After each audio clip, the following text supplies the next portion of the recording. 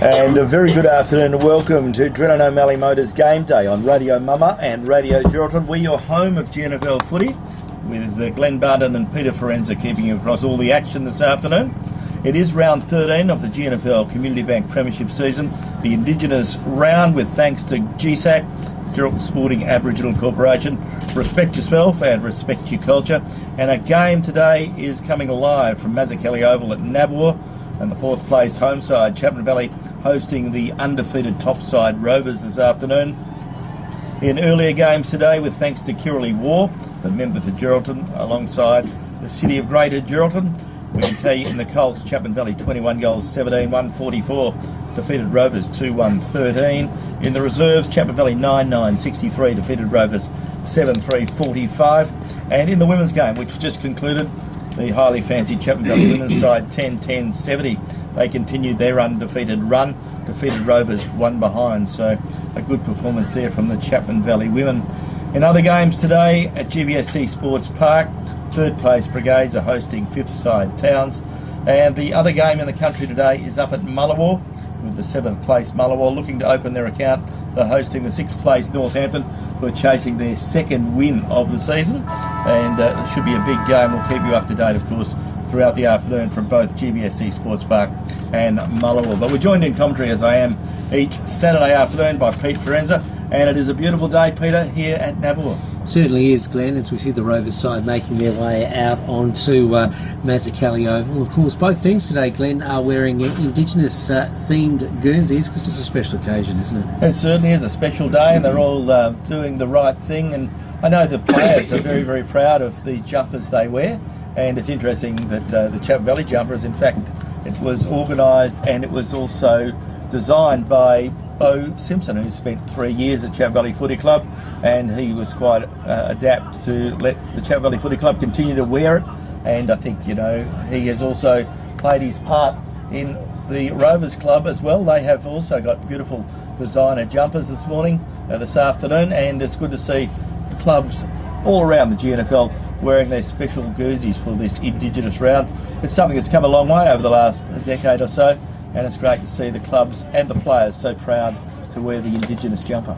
No, it certainly is. Glenn, you were talking a little bit earlier on about the breeze today. It's going to be a factor, I think, isn't it? It is. It's worth 3 or 4 goals favouring the city end or the southern end of the ground. The ground is in beautiful condition, so congratulations to the Shire of Chapman Valley for the work they do to make this oval such a good one. We're in beautiful conditions here. The weather is nice, but yeah, as you say, inside the truck, we're doing it from the Classic Clashes truck today, and we must thank Classic Clashes, Premium Grains, Great Southern Fuels, Delta Ag, Kimberley Accommodation for the goal of the year, and AFRI for the football mark of the day.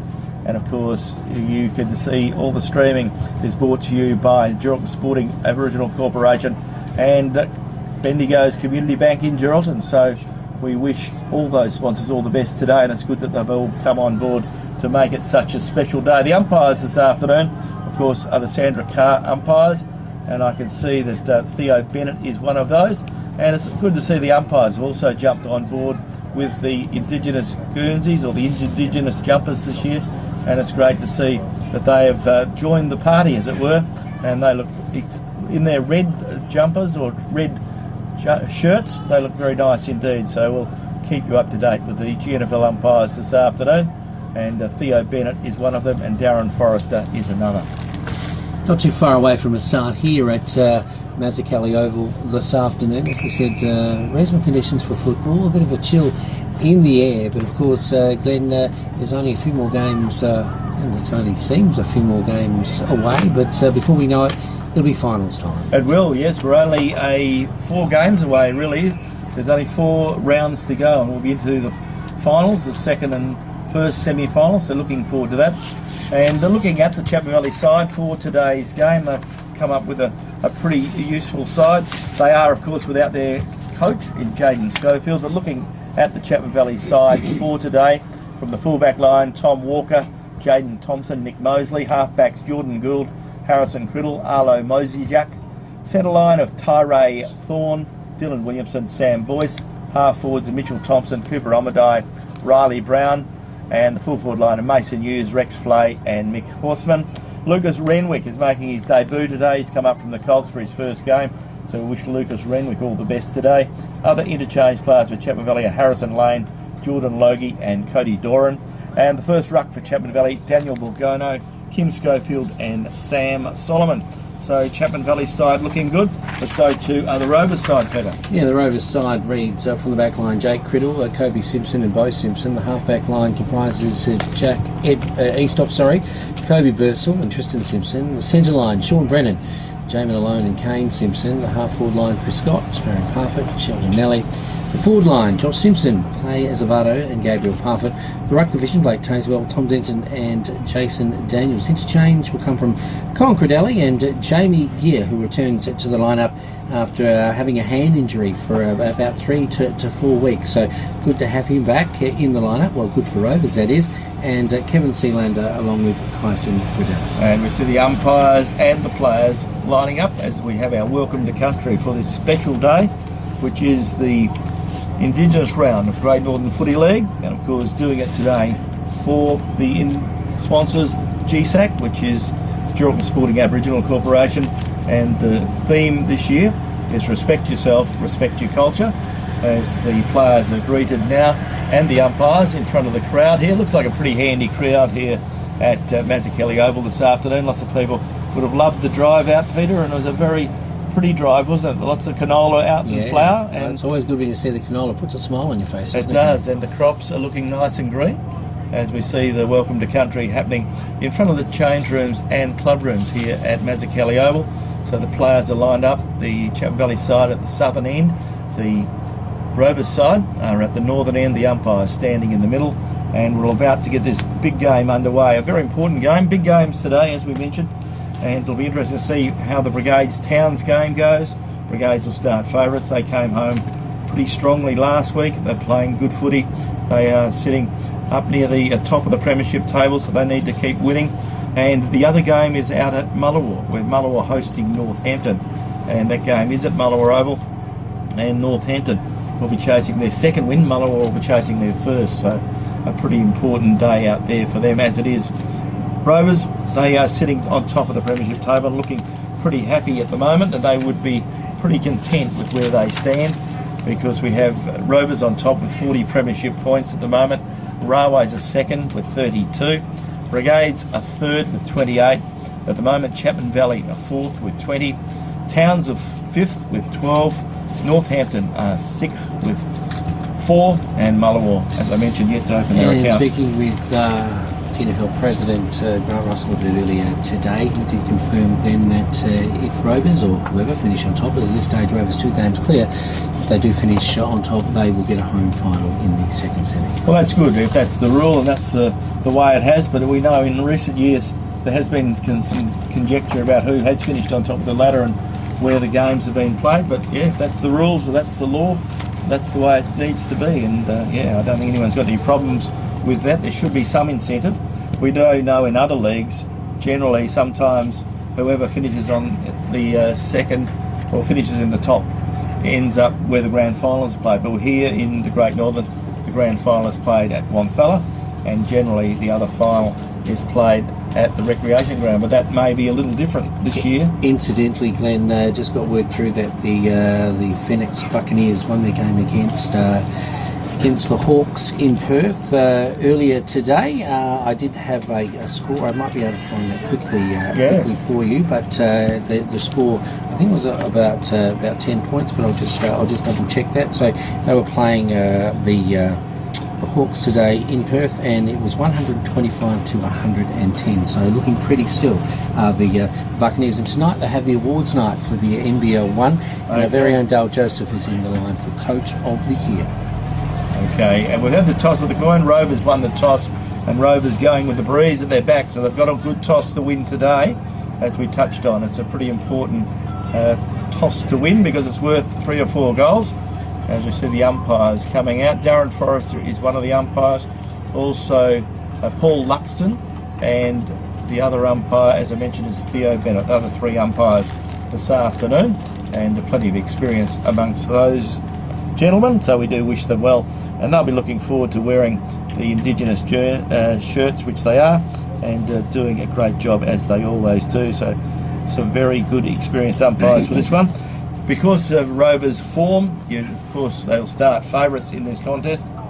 They have won every game so far this year. They've been the side to beat, and Chapman Valley have got a pretty young and developing side, and it'll be interesting to see how they cope against There's always an old adage, people have used it time and time again, that you like to drop one before the end of the season, but I think South Fremantle in the WAFL put paid to that last season, didn't they? They did, yes. Oh no, I think you go out to win every game, but sometimes you just do have an ordinary game, don't you?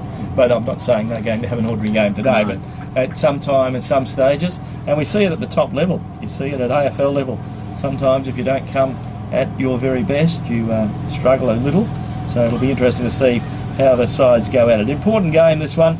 Both sides be building up. This is a real test for Chapman Valley. They showed a little bit more last week against Northampton, but we know Northampton aren't in the four, and Northampton have struggled at times this year, but they are improving.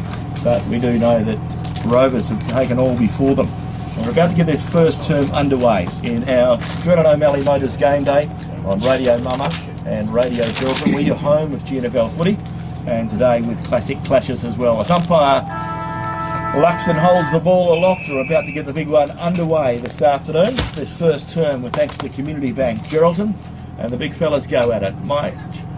Ball comes to the ground, comes the way of Rovers in Sean Brennan. He gets a handball forward, packed around the ball. Ball goes to ground again. Umpire gives them every opportunity to get it out, but no ball away at the moment.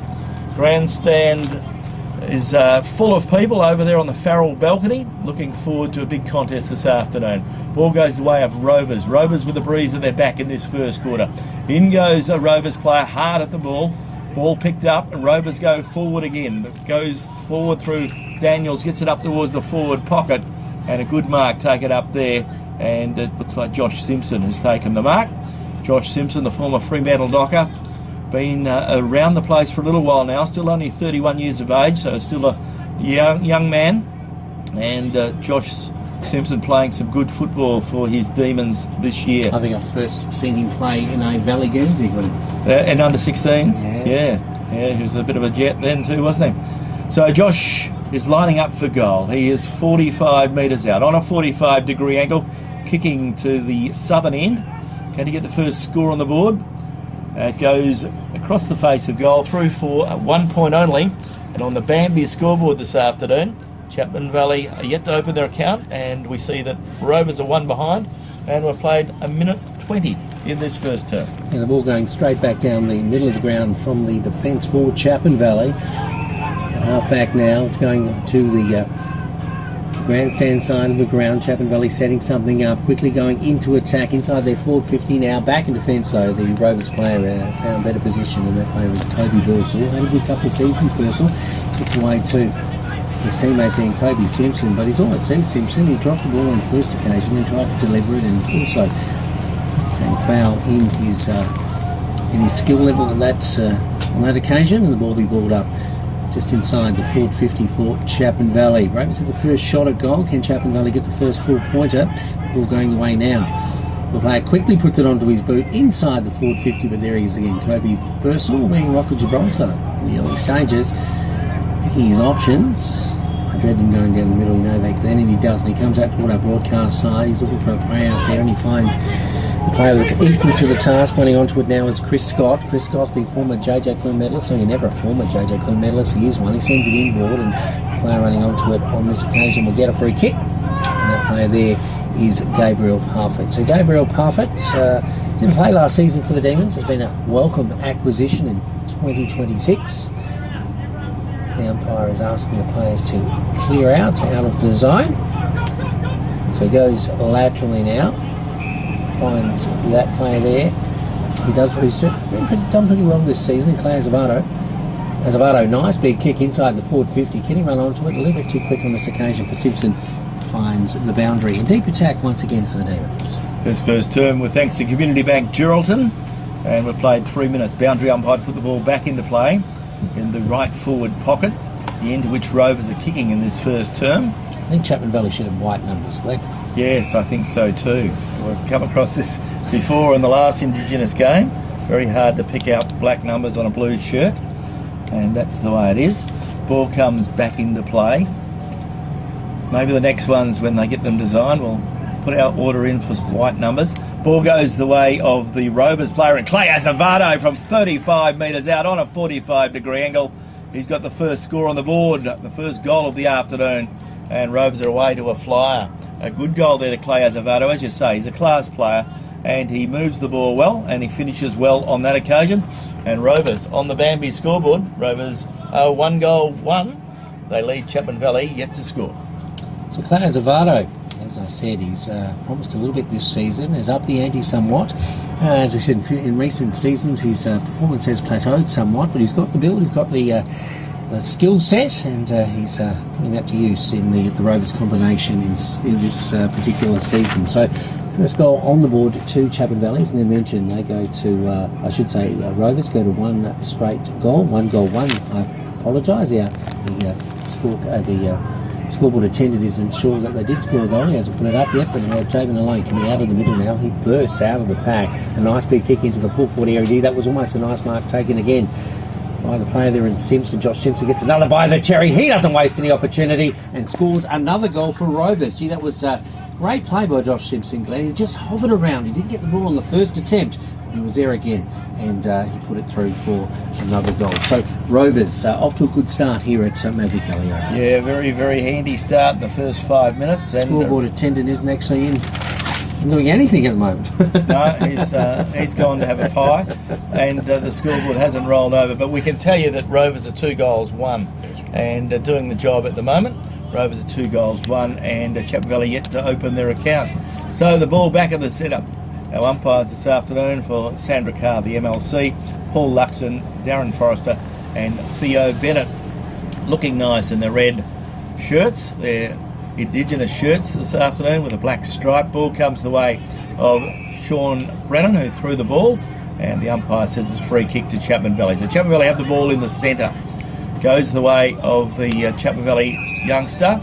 Gets in the way of Kim Schofield. Kim Schofield breaks out of the centre, kicks it up towards full forward, pack into the air. Best to read it is the Rovers player. He was lucky not to get caught in possession. Kobe Simpson gets rid of the ball just at the nick of time. Ball punched away now. Ball still in the centre of the ground. In goes Gabriel Parfitt.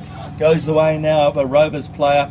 He can't pick it up. Chapman Valley can through the agency of Harrison Criddle. Gets it up towards half forward. Rovers player takes them on. Umpire lets it slip out. It comes out the way of Thorne. Thorne throws boot to ball, but he's offline. Well and truly out of bounds on the full. So Rovers get the pressure off, and Rovers get the ball out of the back pocket in the old Valley Tavern pocket. He kicks it back up towards the centre of the ground where he finds Kobe Simpson. Yeah, Kobe Simpson getting a lot of the ball in defence for Rovers at the moment, but he's become a leverage for attack up front. He goes laterally now, finds a teammate equal to the task, puts it onto his boot and sends it further afield. Talking about Tristan Simpson. Simpson to Simpson. We call that a simplex, don't we? Down into the half-forward line and looking a bit fitter in this particular game than he did last week. Here's the player there in Chris Scott. He's at the other side, I should say the grandstand side of the ground. He sends it inboard now, but his kick is taken by the Chapman Valley defender. Coming wide now. He finds a youngster out here, quickly puts it onto his boot, sends it down the wing. On this side of the ground, Chapman Valley have a bit of time. Sam Boyce, he sends it inboard, looking for support in there. Player all on his lonesome, takes the mark. He'll shoot into the forward 50. That's Riley Brown. Sizing up his options. Not the best of kicks. Bit of a scrubber though. Going inside to passage of play there to the host of players. One player dived on top of him, Cooper Almaday. Cooper Almaday, Glenn, probably has promised a lot in the last couple of seasons. Probably hasn't been able to deliver. Not saying that he hasn't been adequate, but came with a bit of fanfare to Chapman Valley as the ball goes further afield now into the half-forward area. He hasn't met that target. Talking about Cooper Almaday. The ball going forward again for Chapman Valley, quickly brought to the ground and a bit of a pack developed. So what do you think about the youngster? Well, Cooper Almaday, he was best on ground last week for Chapman Valley, so he's back in form and finding his feet now after a bit of an injury concern, but he's playing well now, so he'll be buoyed by that performance, and he'll have a bit of competition today, of course, playing against Rovers. Chapman Valley will have their first shot on goal here, Glenn, I think. Yes, an important kick. And it's Tommy Walker, I think. So the ball is right in front of the Chapman Valley forwards, and Tom Walker, as Peter mentioned, maybe the players at number 19. Yes, it is. As we said, hard to pick those numbers, and we're looking into a bit of a silhouette, and they've got black numbers, so it doesn't help. Tommy Walker back from injury and gets the kick through, and Chapman Valley needed that one to steady things down. So on the scoreboard for Bambi this afternoon, we see Chapman Valley go to 1-0, 1-0 to the opposition, which is 2 goals 1. 2 goals 1. Well, they're taking the score off altogether now. Okay, let's hopefully it gets the person doing the scoreboard. Electronic scoreboard's supposed to make things a lot easier. We're using the one on the classic Clashes one. That's we can't see that one though. We can't see that one. So we probably should send a message and say, please use the scoreboard because we can't see it for the broadcast. If you are listening, let the scoreboard attendants know that. Ball back in the middle now, and the last score by Chapman Valley has seen the Royals even things up somewhat. Up into the air it goes. It's one on this occasion by Chapman Valley. Into space it goes, onto the boot of the Royals and into the half-forward area. Can they set something up? Going to the broadcast side. I keep saying the broadcast side. It is where we normally are, but Chapman Valley have it on the grandstand side. And the ball coming in now. They're going to have another shot on goal in as many moments. But this player probably a little bit far out, just over 50 metres outside the big arc. He's going to have a shot on goal. So let's see what happens here. He's got to play on. He gives it away to the player. Quickly puts it onto his boot, and Kim Schofield, he doesn't get the distance. Over the back, the Rovers defenders working hard to make sure it goes over the back line and through for the minor score. So the scoreboard ticks over. On this occasion, doesn't tick over, or it has now. No, they got it up today. Yep. They must be listening to us. 2-1-13. That is Rovers leading at Chapman Valley 1-1-7. Very good. Ball back in the centre wing. Comes out to Omadai now. He breaks across half forward, puts it on his left boot, shoots towards goal, but he's offline. And another minor score to Chapman Valley on the Bambi scoreboard. Chapman Valley a 1-2-8. And we see that Rovers are 2-1-8. So Chapman Valley have come back in the last couple of minutes, and the time is ticking by. We've played 12 minutes in this term, so looking forward to a pretty interesting contest here at Mazzucchelli Oval this afternoon. Rovers' new recruit on the half-forward line picks the ball up, although loses possession, going back away the defence for Chapman Valley. Starting to push it to the Demons, who probably got the better start of the two sides this afternoon. Ball goes to the boundary just in front of the dugout for Chapman Valley and finds the white line. Ball back to be thrown in now. As Glenn said, early stages of the first term. Rovers lead on the premiership table by 2 clear games here in the GNFL. Can Chapman Valley make some inroads as we head toward the latter end of the season? The ball is with Rovers now as it comes in inboard. It's alone. He puts it onto his boot, and the kick isn't directed. Straight down the throat of the defender for Chapman Valley. He'll come laterally now on the half-back line. The Royals send it further afield. The ball coming down the ground now. Finds Cody Doran. Doran down the line. He's looking for Borgogno, and he doesn't take the mark. Keeps the ball in his keeping though.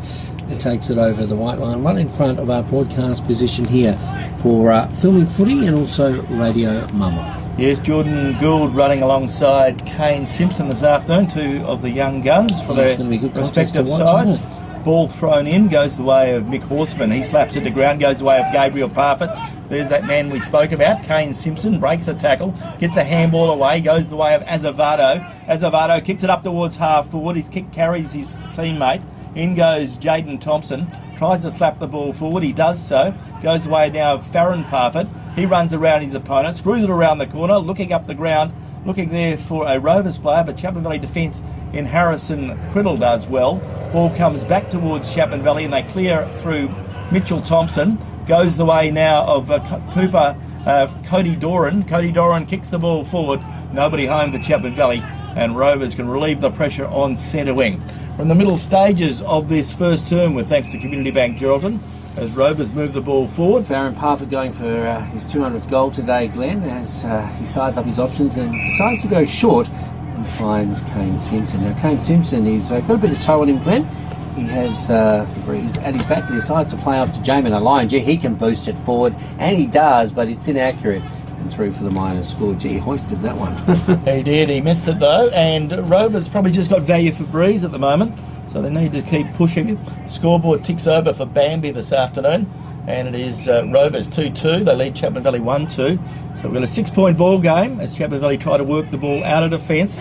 We're about 5 minutes away from the time on period, so we've played about 15 minutes, and the ball comes up the ground, goes the way of Kane Simpson again. He's getting a little bit of the ball now, gets it in towards the centre. Ball bounces away from the Rovers big man, picked out by Mick Horseman. He kicks it up towards full forward, looking there for Tommy Walker, but the kick was too strong. Goes back to Bo Simpson. Bo Simpson puts it on his left boot, comes out wide looking for Chris Scott.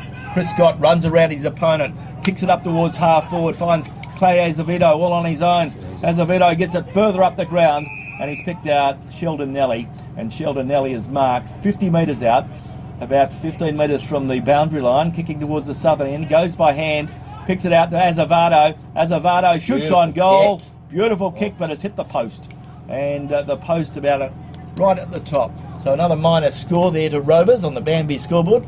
Rovers go to 2 goals 3-15. Chapman Valley 1 goal 2-8. And Chapman Valley to bring the ball out of defence. Rovers doing a bit more attacking now as we head to the latter stages, middle to the latter stages of the first term, brought to you by Community Bank Geraldton. Glad to have them on board this season. Of course, they are platinum sponsors with the GNFL as well. So, Community Bank, face-to-face banking, and you can do it on Saturday as well. The ball coming further afield now, and the players diving on top of it. Chapman Valley do the better, and as we have Schofield. Schofield out of the pack, gets it to a teammate, quickly onto his boot, and Gould couldn't take the mark. He got his arms out there, but he has a second bite of the cherry. Did well. He escapes a couple of players and sends the ball into space. Greengrass had something to do with it there. Going back the way now. Chapman Valley, but it's Bo Simpson that comes through the middle. He steals the ball. He's got a bit of room here. Straight down the corridor he goes, and there he is, Josh Simpson. Up he goes and takes a textbook mark and have a shot on goal for the Demons. So a quick rebound. Chapman Valley mucked around, missed the ball in the half-forward line. Quick rebound, and all of a sudden it's on the high mark of Josh Simpson, and Josh is in good form. He's kicked one already. He's going back to shoot on goal. So Josh Simpson playing in the forward line today, and he is only 35 to 40 metres out, directly in front. Has an opportunity to get the third goal of the afternoon for the Demons. So Josh has had a sighter, and he's a clever player. He'll be using his nous and ability to kick through this one. There goes the kick from Josh. Looks pretty good. Straight through the centre. Josh Simpson has his second of the afternoon. And Rovers had their third. And on the Bambi scoreboard, Rovers go to 3 goals 3-21. They lead Chapman Valley 1 goal 2-8. And we've got about 6 minutes to play in this first term. With thanks to Community Bank Geraldton, I'd say now Rovers have probably got value for the breeze. So from head on now, in time on, is when they really make some hay. I don't know if Josh Simpson has he got off the leash yet, Glenn, because he looks like he's really dangerous today. He does. He looks very, very much so.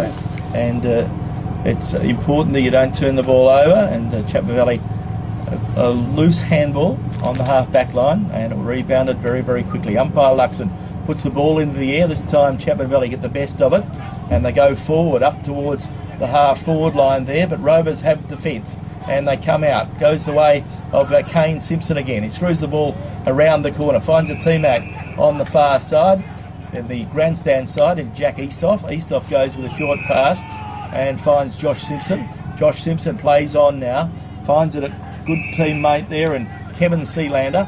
Kevin Sealander plays on quickly, kicks it in towards half forward, looking there for Farron Parfitt, feeds it out towards Tommy Denton. Tom Denton kicks it towards full forward.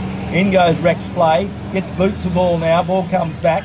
In goes the Rovers player in Chris Scott. Chris Scott shoots for goal from 50 metres. Jeez, that was a beauty. And that was a very big kick and a very good goal. He's off for half step too, Glenn. It was. Chris Scott gets his fourth of the afternoon for Rovers in his first term. So Rovers starting to take toll now.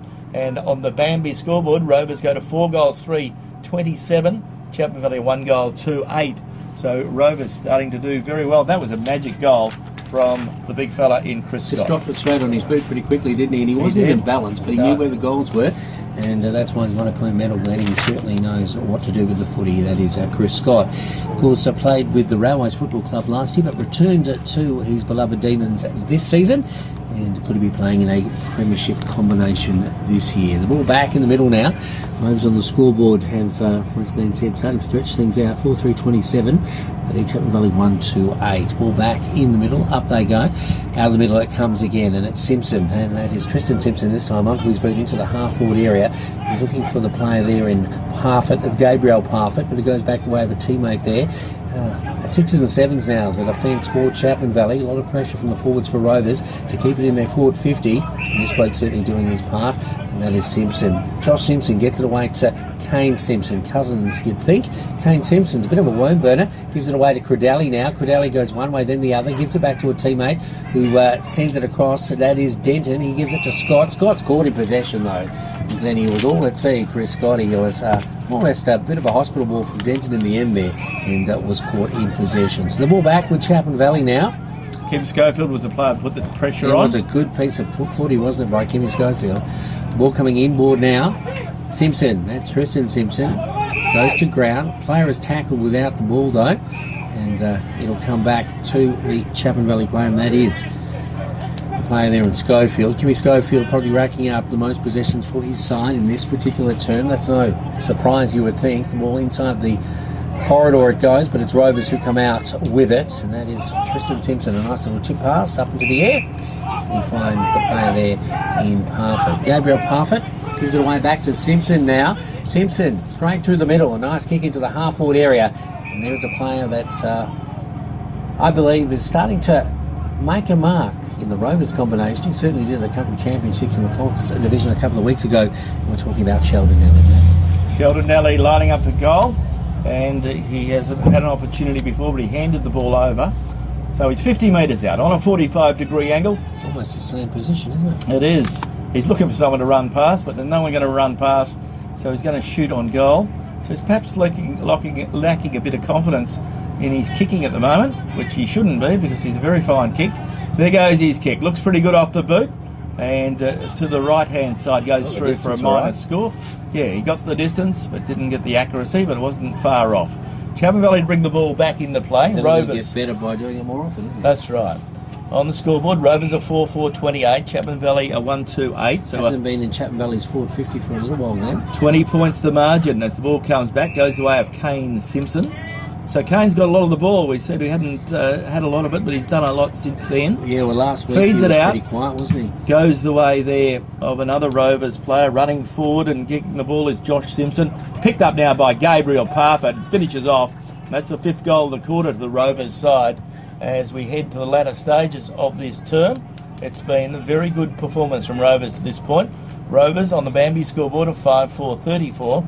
And Chapman Valley 1-2-8. Kane Simpson heading for the interchange at the moment, Glenn, and we did have a bit of discussion about him just moments ago. But I think he didn't figure in the possession getters last week for Rovers. But I mean, Rovers have they're in a good position where they can have a lot of players that you could say wax on, wax off, don't they? That's right, exactly. There's always someone else to stand up in a side that's got a lot of good players. And at the moment, the good players are standing up and getting the job done, which is what you asked for, isn't it? Ball back in the middle now. Rovers, the last score by Gabriel Parfitt, and getting a handy lead here in the first term, 5-4-34.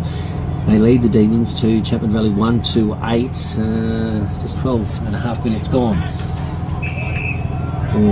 Gone in this, the first term. So still a bit of time to go, and Rovers are certainly using every bit of that. Ball back in the middle again. Logano is certainly racking hard this afternoon, but gets onto the boot now. The Rovers player who sends it forward into the half-forward area. There's Gabriel Parfitt, goes laterally now and gives it away to Azevedo. He sees the goals. He doesn't waste any time.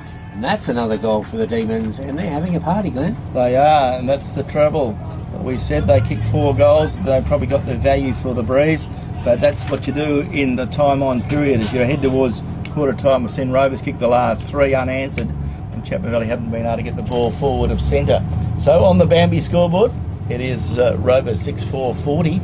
Chapman Valley 1 goal, 2-8. Rovers do have the breeze at their back. Ironic also to mention that Daniel Logano is probably winning his majority of taps in the middle, but just no one's picking it up for him. That's right. So a good bit of play there as we see the ball going forward on a number of occasions, and Clay Azevedo finishing off. Clay's now got 2 goals for the quarter. Gabriel Parfitt's been dangerous, isn't he? He has. He's kicked 1. Chris Scott has kicked 1, and Josh Simpson has kicked 2. So they're the goal scorers. Chapman Valley haven't troubled the scorer as yet. Ball smothered off the boot, and the ball comes back now towards Chapman Valley. Goes the way of Sam Solomon. Solomon kicks the ball up towards centre wing, but the best player there at the moment is Josh Simpson. Josh grabs it, kicks it back to whence it came. Up goes the Chapman Valley there.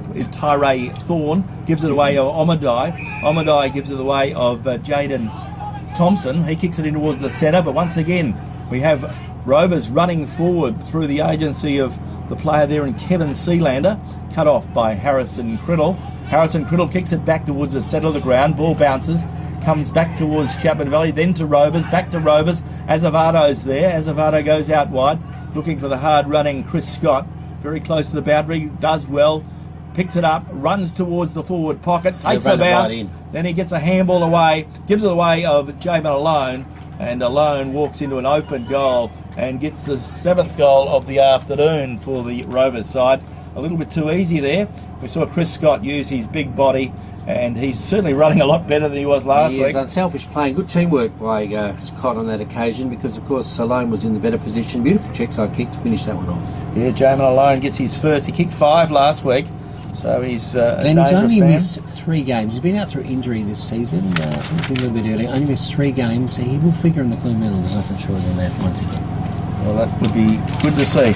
As we see the scores from around the ground start coming through, and no wind at the Graham at Brigades this afternoon, and at quarter time, with thanks to the City of Greater Geraldton and Kirrily War, the member for Geraldton, we can tell you that at quarter time, Towns 3 goals 2-20, lead Brigades 2-2-14. It's an interesting scoreline there from TBSC Sports Park. There's the other game being played out at Mullingar today as well. But that's right. We'll bring you those scores if and when they come to hand.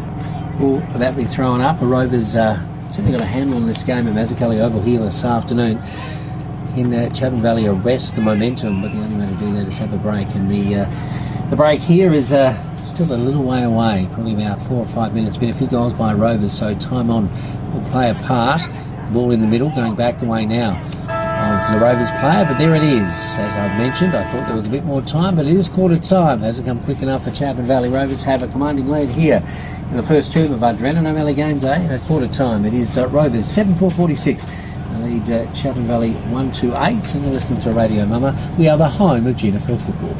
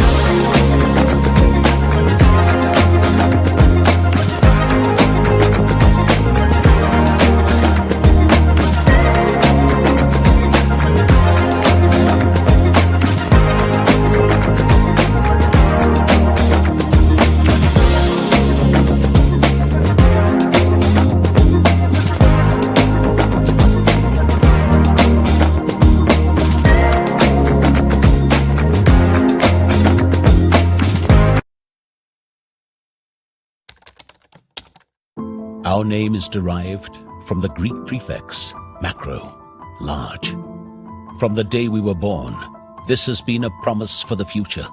We have grown through dedication, sweat, self-denial. faithful to our mission of being on the side of those who put themselves on the line. Through our name, we celebrate the greatness of those who believe there are no obstacles higher than their dreams. The courage to get back up after falling. The obstinacy of believing until the end. These are the values embedded in our logo. The Macron Hero. It's a celebration of sacrifice and tenacity. Up until your personal victory, until your arms are in the sky. Become your own hero.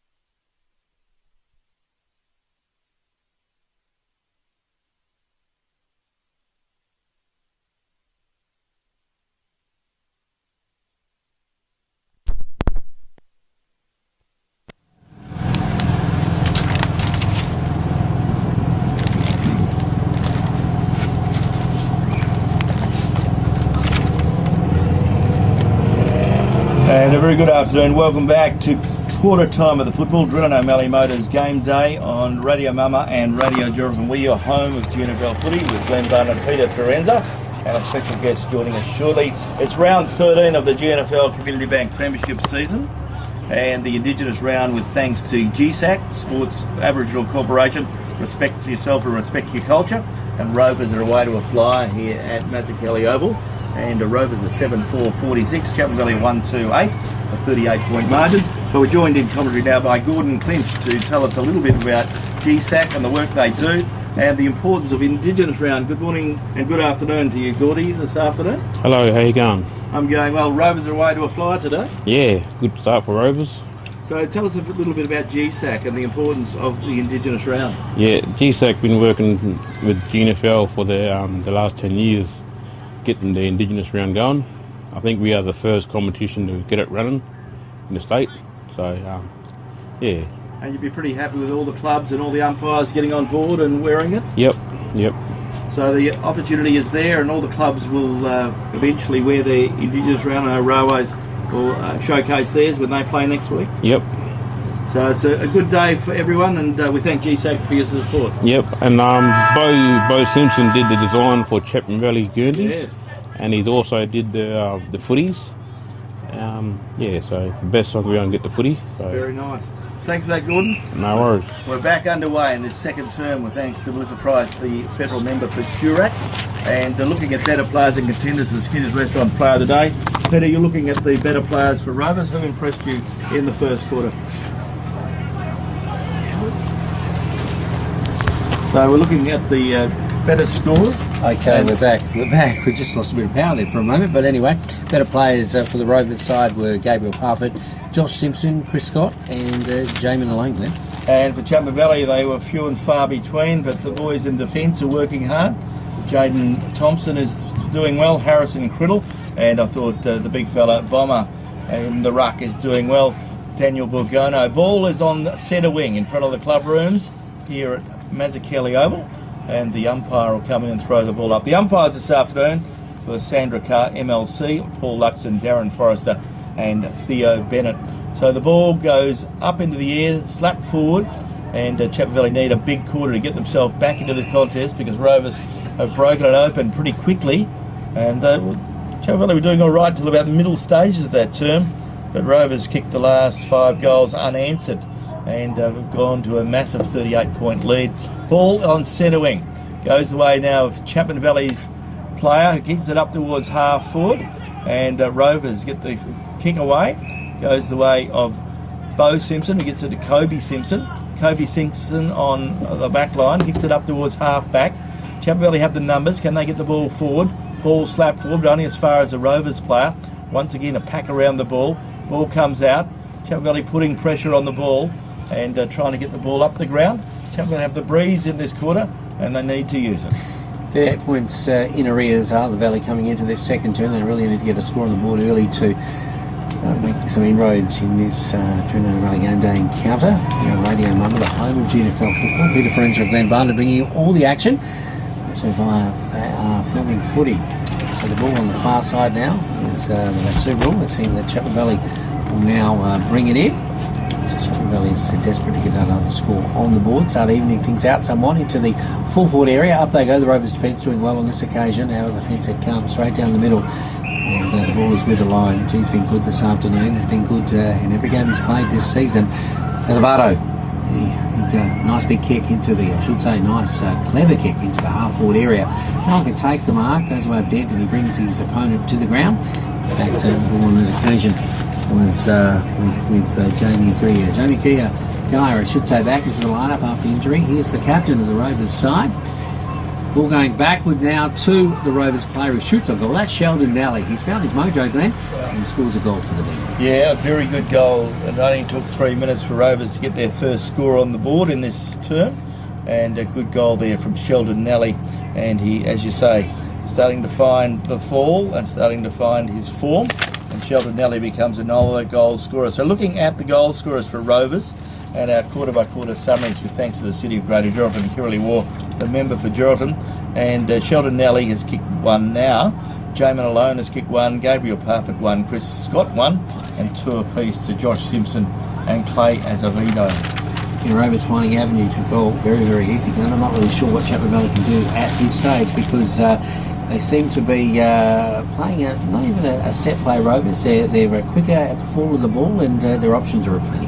Yeah, there's a lot more runnings and a lot more confidence in the Rovers side at the moment, and they're doing it very easily indeed. Looking at the quarter-by-quarter scores, still waiting for a quarter-by-quarter score from out there at Mullawar, and we're into the second quarter now, but we'll tell you that score in a moment as Chapman Valley defence do well and take a good mark. A little bit of a bubble happening around the ball.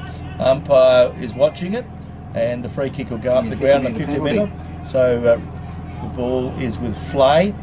Flay will take the ball from half back up to half forward, and looking at a quarter time score up there at Mullawar. Mullawar 2-1-13, Northampton 2-1-13. So scores are level in the game out there at Mullawar this afternoon. As the ball's with Sealander now for Mullawar, goes the way to a teammate.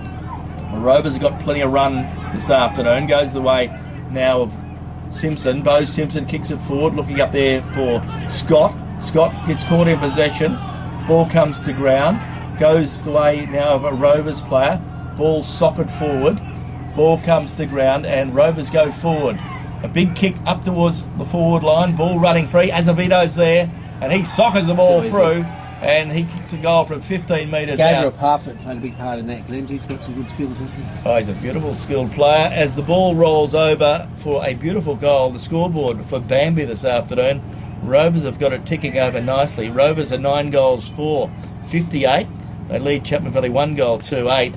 And yes, it's getting ugly here at Mazza. But when you see something like that goal from Azevedo, it is just like everything is going right for the Demons, even the bounce, man. Yes. So Clay Azevedo getting a very good goal. This is second term with thanks to Melissa Price, the federal member for Duke. Second goal, isn't it? It is Clay's third goal.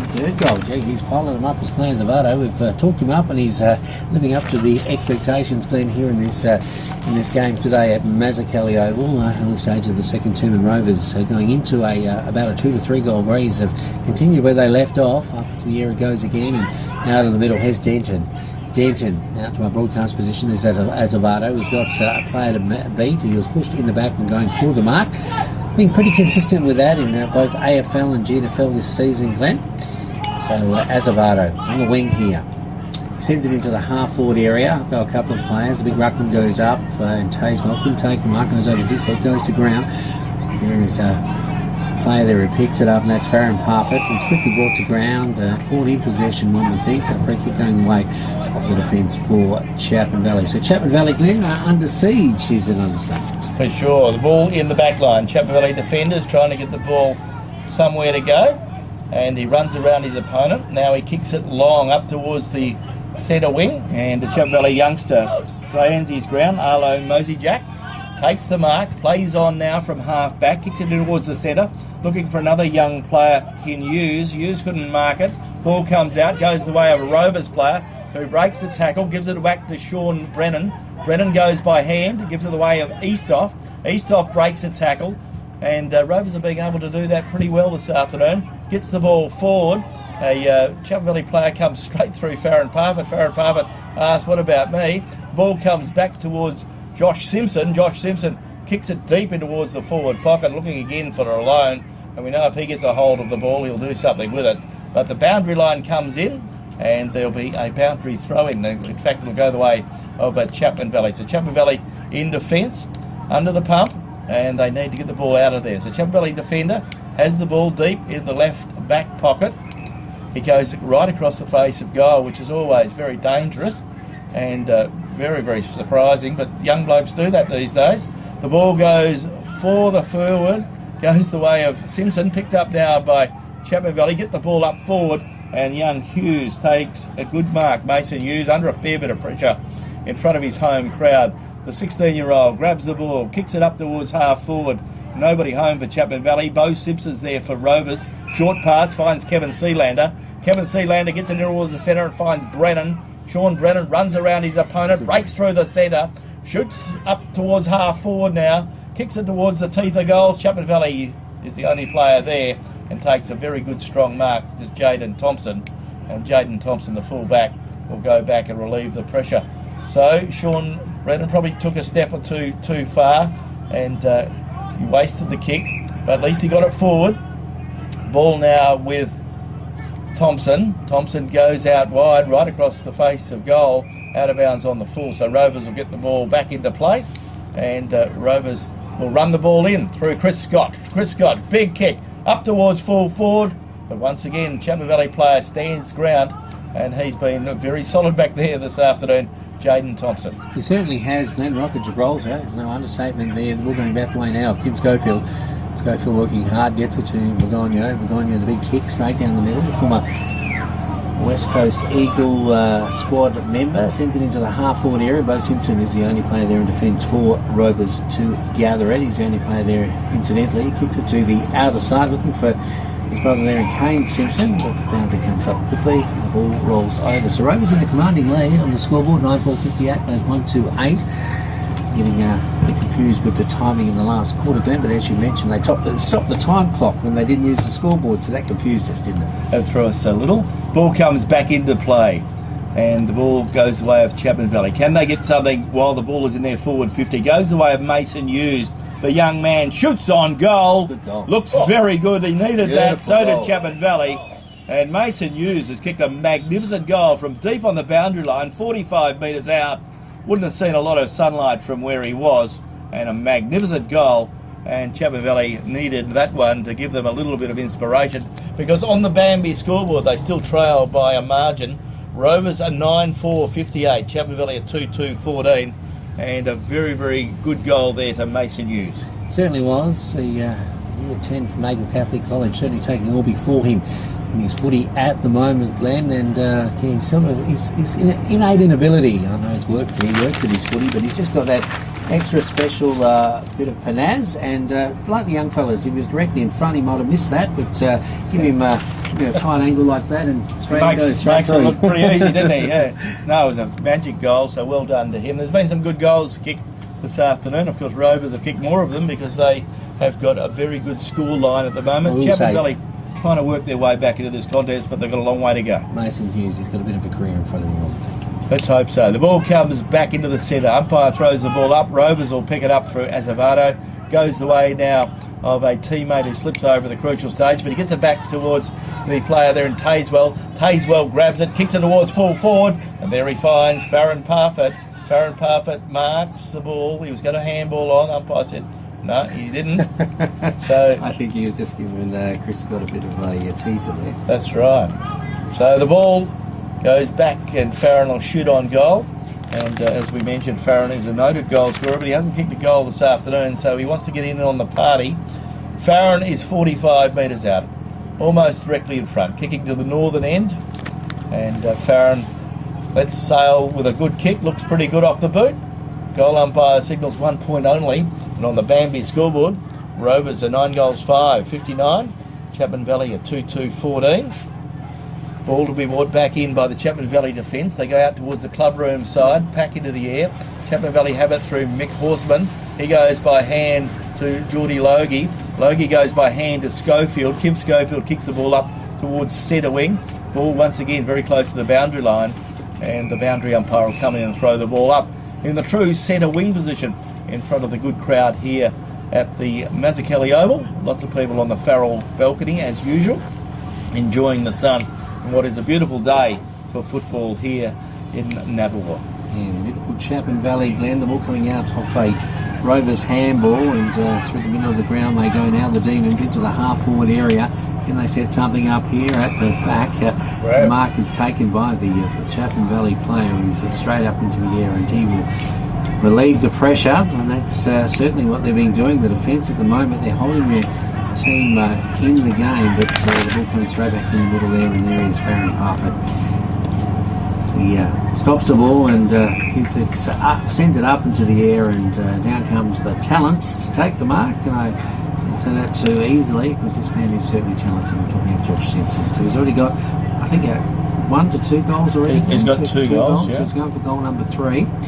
He's marking out his territory, Glenn. He's done that all day. He looks a little bit like Dennis Lilly, doesn't he? Yes. He kicks the turf. Yeah, here he comes now. So Josh Simpson going for goal number 3. He'll get onto this one just inside the forward 50. And, he's played probably at a few clubs here in the Great Northern Football League, but been with the Demons probably the longest over the journey. So when he comes now, Josh Simpson. Kick isn't the best of kicks, but it's a straight kick, and it's through for another goal. He's got his 3rd for the afternoon. That sees Rovers goal to go for their 10th, and they certainly are giving a bit of a lesson here to Chapman Valley today. Yes, they are certainly a little bit above Chapman Valley this afternoon.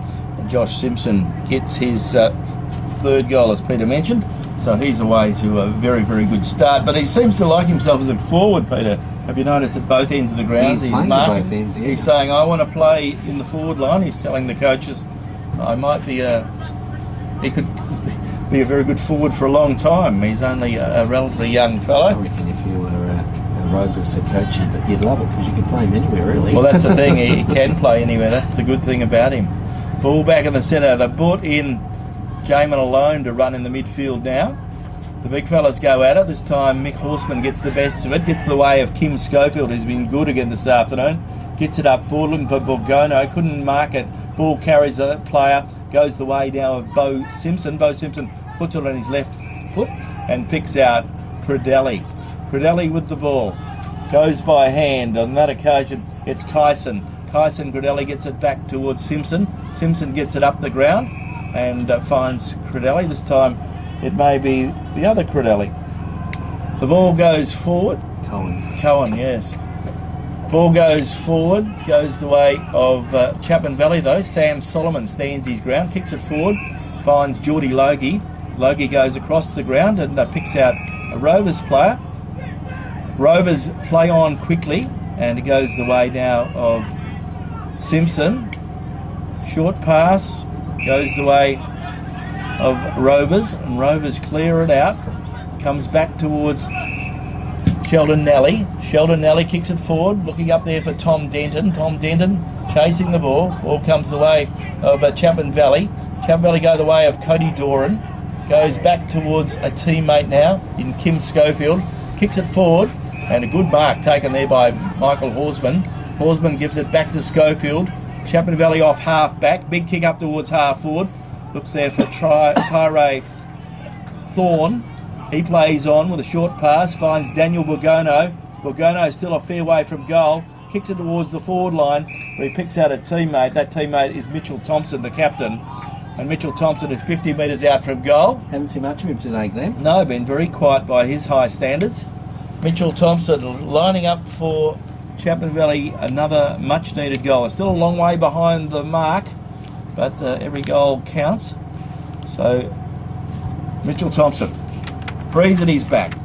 Can he get a 3rd goal for his side and draw them ever nearer? They still trail by a margin. There goes the kick from Mitchell Nice kick. Thompson. It's a beautiful goal from 50 metres out. Shows how you can use the breeze to good effect. Mitchell Thompson gets his 1st of the afternoon, and Chapman Valley get their 3rd. And as Chapman Valley 3 goals, 2-20 They trail the Rovers side 10-5, 65, so it's a 45-point margin. Of course, the Bambi scoreboard is also the Morris Webb scoreboard, and Morris Webb and his family have been great supporters of the Chapman Valley Footy Club. Morris has passed, but he is, and his family still support the club. Today, Desi, his wife coming through the gate. That's right, still working hard for the club, and as one of the wonderful volunteers that make clubs run throughout country regional WA. A little bit to do with the school here too, and the library and that, isn't she? Yeah, that's right, exactly, yeah. I think she's retired now. Okay. Well, back in the middle now, and up they go. Last goal going to Chapman Valley, against the grain somewhat. The Demons have it again. Don't think now they're keeping for too long. Farron Parfitt gets away to this fella. We're talking about Sheldon Nally. He goes down the length of the half-forward area, bounces once, twice, kicks it inside the corridor, and overshoots that. Few players develop around the ball and get possession. The umpire will throw it up. It's only metres away in the shadows of the goals for the Demons once again. So just waiting for the umpire to get the ball. Up it goes. Knocked down on this occasion by the player there in Jamie here. So Jamie playing a bit part here this afternoon, getting back into full fitness after his hand injury, and he was wrapped up pretty much for a few weeks. So certainly was a bit of an injury indeed, and so hopefully he's recovering for his side's sake. That is the ball coming out of the pack, going the way of Denton now. Denton to Credelli. Credelli overruns the ball though, going to ground now. The Demons still have it, and that's Kane Simpson, puts it into space. Azevedo gets a nice little handball outside the pack, going the way now of Simpson. Simpson gives it away to Sheldon Nally, and what's he do? He scored another one. Young Nally, he's on fire today. Sheldon Nally, who started slowly, has kicked 2 now, and Rovers carry on their merry ways. Every time Chapman Valley get 1, Rovers seem to get 2. I think you helped him out earlier on, Glenn, when you said he should have continued with his kicking. He did, and now he does. Yeah. So Sheldon gets his second goal, and on the Bambi scoreboard as we head towards time on in this second term, with thanks to Melissa Price, the federal member for Durack, it is Rovers 11-5, 71. Chapman Valley are 3 goals to 20 as we go around the grounds with thanks to the City of Greater Geraldton, Kirrily War, the member for Geraldton. And nearly half time at GBSC Sports Park, and Brigades starting to get a little bit of a break. Brigades 6-7, lead Towns 3-2, so a reasonable margin there now in favour of the Hawks. Back into the swing of things and under the pump again, and this player certainly has been working hard, but certainly under the pump today. And talk about Schofield and Kim Schofield, his brother Jaden not playing today, and the rudder is certainly missing there. Oh, certainly a quality player, and it's hard to replace. But Jaden Schofield playing in the state game for WA Country this afternoon in the Barossa Valley. That game gets underway at 5:30, so we do wish the West Australian team well against South Australia. South Australia have had the wood on West Australia in recent years, and Jaden is the only member of the squad from the Great Northern. So we do wish Jaden and the WA squad all the best in that big contest this afternoon at the Barossa Valley. Free kick going the way of Chapman Valley, just backward of centre. The ball is with Clay, quickly puts it onto his boots into the full forward area. Up they go. Pagono was the biggest man there. He brought the ball down, but no one could take the mark. Out of the pack it comes though. Mark is taken by the Valley Custodian Horseman. He sees a player on the lead. That is Kim Schofield. Schofield has options, goes backward then forward, gives it to a teammate. He quickly puts it on his boot in Thompson. Thompson gets it down to the half forward area. Can they set something up? But no, the show's been spoilt by Rovers, or has it? Over the back, it goes the way now of Kobe Simpson. He juggles it a bit, doesn't get control, or does he? Chapman Valley still have another opportunity. They do, as they shoot on goal, but on this occasion they do, and it was a nice little shot on goal this time by Tyrone Thorne. He was in the right place at the right time, Glenn, and he pounced. Yeah, important goal. Chapman Valley need as many of them, but Rovers overused the ball a little bit there in that defensive zone under pressure. And Tyrone Thorne, who looks like a promising youngster, getting a very important goal. Another one, his first of the afternoon. So well done to him. So goal scorers at the moment as we head into time on. We can tell you for Chapman Valley, Mitchell Thompson has kicked 1, Tom Walker 1, Mason Hughes 1, and Tyrone Thorne 1. For Rovers, their goal scorers, Clay Azevedo has 3, Josh Simpson has 3, 2 to Sheldon Nally, and singles to Chris Scott, Gabriel Parfitt, and Jamin Alone. Now Rovers still have a commanding lead as we go into the middle stages of this Drennan O'Malley game day. You're listening to Radio Mama. That have company. This quarter incidentally brought to you by Melissa Price, the member for Durack. The ball going back away now of Sealander. He gets it. In fact, it's Farron Parfitt. Gets it to a teammate off a half-back line. It goes away now of Simpson. It's Kane Simpson. He overshoots a couple of players and finds a teammate. That teammate bursts through the pack and going back the way of this player. Clay Acevedo, a beautiful kick into the full forward area. It was precision-like, but the mark wasn't taken. The ball goes to ground. It's quickly set upon by the defenders of Chapman Valley, who soccer it away laterally to the crowd side or the grandstand side of Mazzucchelli Oval, diving on top of it. So no one's giving an inch at the moment. Chapman Valley struggle to stay in this game because Rovers certainly have a commanding lead. They do indeed. Ball in the hands of the umpire. And Chapman Valley needing to regroup at half-time. Not much time to play in this second quarter, with thanks to Melissa Price, the federal member for Durack.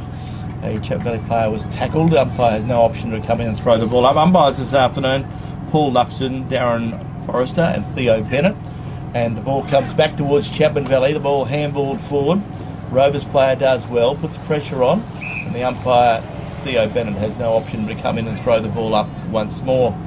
So, time ticking by, and Rovers will go in with a massive lead at half-time, on target to continue their undefeated run, it would appear, and sitting on top of the premiership table, and as Peter mentioned, likely to get a second semi-final if they finish on top as the top qualifier, and at the moment you can't see that being any impediment to them as the ball comes out of Rovers, goes the way now of the player there in Brennan. Brennan gets in the way of Scott, and Chris Scott, I might have to get his medicine after the game because I reckon the way he's playing today in comparison to the way he played last week, he might have been too cold and wet for him last week and had a few aches and pains. And the umpire says play on. It's a Chapman Valley son, Glenn. That is, he loves it. He is of course, a native of Chapman Valley. He is. His family is certainly from here, the Scott family. That's right. So the ball is with Jamie Geyer now, and Jamie back into the side. We know he's a clever player. Generally plays in defence, but he did play some periods in the forward line last year, and he's always dangerous. Jamie Geyer. Pretty sharp angle. Deep in the right forward pocket. Very difficult shot, but he's a clever player, and it looks pretty good off the boot. He's got it. He's got it on his left boot, and he's got another one on the board. And Rovers have got their 12th goal in the first half. Heading towards half-time on the Bambi scoreboard, it is Rovers 12-5, 77. They lead Chapman Valley 4-2-26. So the margin certainly blown out since quarter time. It was large enough at 38 points at quarter time, and it'll be a massive margin at half-time. Rovers continue on this merry way. Talking about Chris Scott a little bit earlier on, having his roots going back into the Chapman Valley. Of course, Jim Scott, I think, was his grandfather. No, his great uncle. His uncle. Great uncle. Yeah, great uncle. His dad. Yep. Chris's dad and Jim were brothers. Yeah, and he won the first Plume medal. Yeah, that's right. In 1961. He did. Ball back in the middle now, and Rovers certainly can't be moved too much in this game, you would think, as they come out of the middle once again. And we thought they did, but Kimmy Schofield had other ideas. Onto his boot he goes, that pink boot, into the half-forward area. And there's Simpson, precision-like. He's Bo Simpson, sends it out to the wing and finds Brennan. Brennan down the wing now, and finds a player who plays on pretty handsomely on this occasion, and we're talking about Kobe Bursell. Bursell sends it inboard, up into the air it goes, but no one takes the mark. It is Chapman Valley who take the mark in the end. A host of players, but again the siren comes up pretty quick for, not too soon for Chapman Valley, I should say. They need a rest because Rovers are certainly giving them a clinic here this afternoon at Nabawar Oval. Mazzucchelli Oval, to be correct. It is Rovers 12-5, 77. 12-5, 77. They lead Chapman Valley 4-2-26. And you're listening to Radio Mama. We are the home of GNFL football.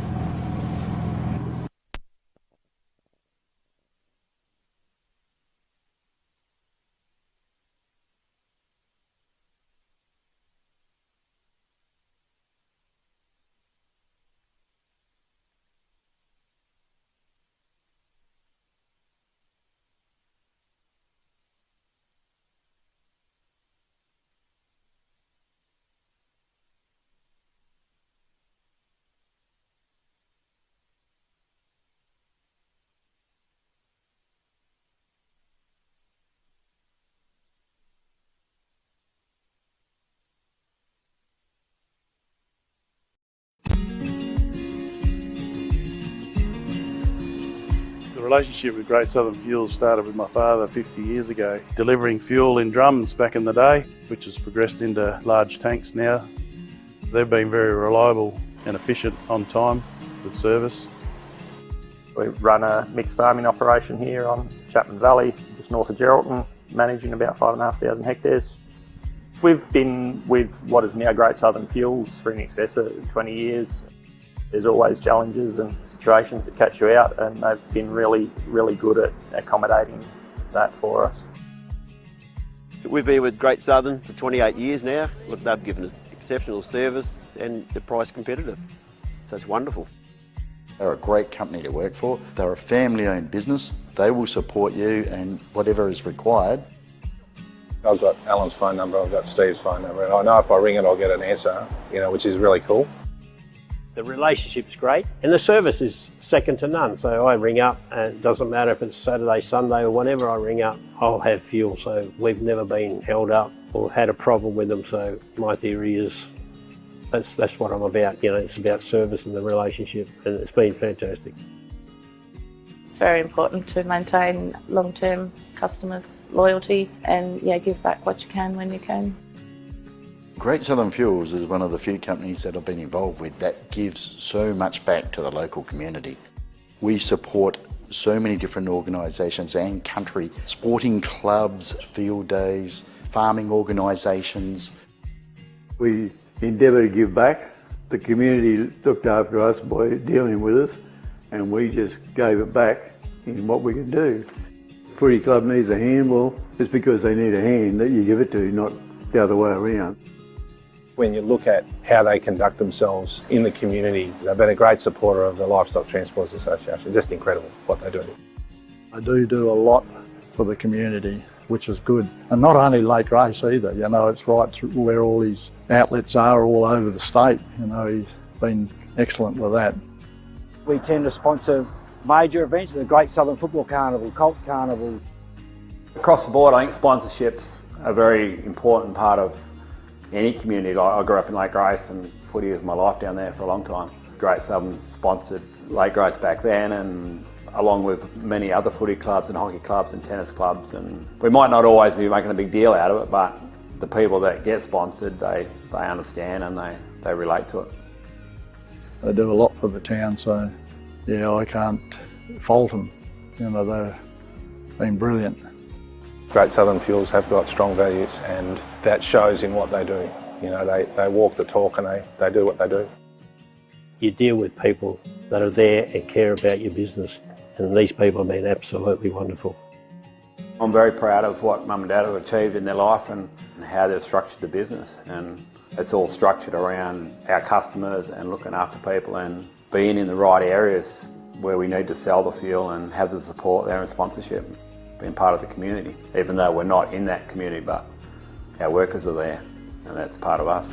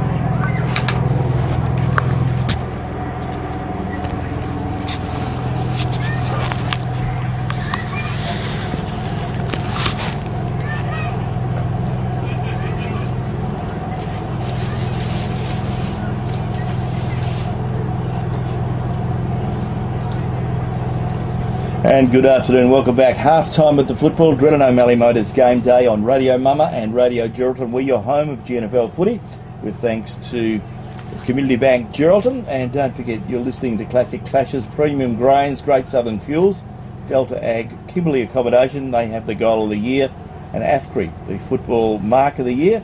And today's stream is brought to you by Geraldton Sporting Aboriginal Corporation and Community Bank Geraldton. This third quarter, with thanks to Drennen O'Malley Motors. And Peter, you're looking after the contenders for the Skeeters Restaurant Player of the Day from the Rovers Footy Club. Who did you enjoy in the first half? Well, into the second quarter, Glenn, just adding to the players from the first term: Sheldon Nelly, Josh Simpson, Bo Simpson, Chris Scott and Farron Parfitt. And we're underway in this third term. Umpire Theo Bennett puts the ball into the air, and Rovers quickly get the ball forward and onto centre wing. Chapman Valley trying to put up a bit of a fight. Whistle on play. Umpire says, I'll throw it up again. The umpires this afternoon doing a great job for Sandra Carr, MLC, Paul Luxon, Darren Forrester and Theo Bennett. Ball into the air. Chapman Valley trying to get the ball forward. In goes a Rovers player now. Both sides going at it pretty hard. Goes the way of Jordan Gould. Jordan Gould feeds a handball out, comes back to Jordan. Jordan Gould gets a short pass, smothered off the boot, and Rovers can rebound. They do so through the player there in Sheldon Nelly, the man of the moment. Gets it towards the boundary line, but once again, Chapman Valley can steady as one of their better players in the first half. Jaden Thompson at full back has been outstanding. Gets it to another good player in Kim Schofield. Kim Schofield and Thompson clearly amongst the better players for Chapman Valley in the first half, along with Daniel Borgono, Mason Hughes and Mick Horsman. And Rovers go forward again. Rovers have the ball on centering. Goes the way of Scott. Chris Scott kicks it towards full forward and finds Clay Azevedo 50 metres out. And Clay's got the breeze at his back. I'll add him to my better players as well. Remiss of me there. Yeah, Clay has already kicked 3. So too is Josh Simpson. Sheldon Nelly's kicked 2. Chris Scott, Gabriel Parfitt, Jamin Alone and Jamie Guy have kicked 1 apiece. For Chapman Valley, goal scorers Tom Walker, Mason Hughes, Mitchell Thompson and Tyree Thorne have kicked 1 apiece. Can the Rovers juggernaut continue? Clay Azevedo, can he get his 4th of the afternoon? Sets sail for home, looks pretty good. Goal umpire watches the ball over his head. And on the Bambi scoreboard, Rovers get another goal. Rovers go to 13 goals, 5, 83. They lead Chapman Valley 4-2-26. So it was a 51-point margin at half-time. It's now extended 56, 57. And, of course, they were 38-point margin in favour of the Demons at quarter time. So they go on their merry way. So a 37-point margin now, and Rovers starting to gear up for a big quarter, it would appear. Certainly, and they led by 51 points at half-time, 38 at quarter time. So they really have had a stranglehold on this game right from the get-go here this afternoon. Azevedo certainly has been one of the spearheads here this afternoon. I think that's goal number 4 for him, isn't it, Glenn? That's right. So he's having a birthday.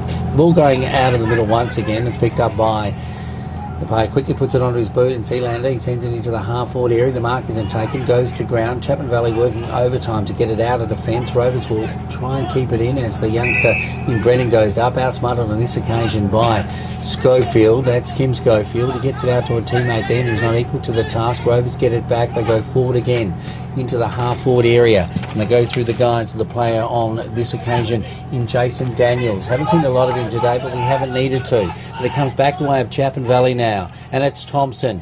Down the wing he goes. Thompson looks for opportunity, sends it inboard. It's a nice kick, but it hits it early before anyone can mark it. Horsman shoots to the big sticks. Inside the goal square it goes, and the mark is not taken. It was touched by the Rovers defender. The Chapman Valley player brings it to ground, and be a ball up in the shadows of the Chapman Valley goals. As we go around the grounds, with thanks to the City of Greater Geraldton and Kirrilly Millwall, the member for Geraldton, ball slapped up, goes the way of Rovers, and Rovers are out of trouble through Jack Eastoff. Eastoff gets it up the ground, finds Tom Denton. Tom Denton on half-back, gets it towards centre wing, where he finds Jamin Alone. In other games, up there at Mullawar, tied scores up there. Northampton 30 points, lead Mullawar 27 at half-time.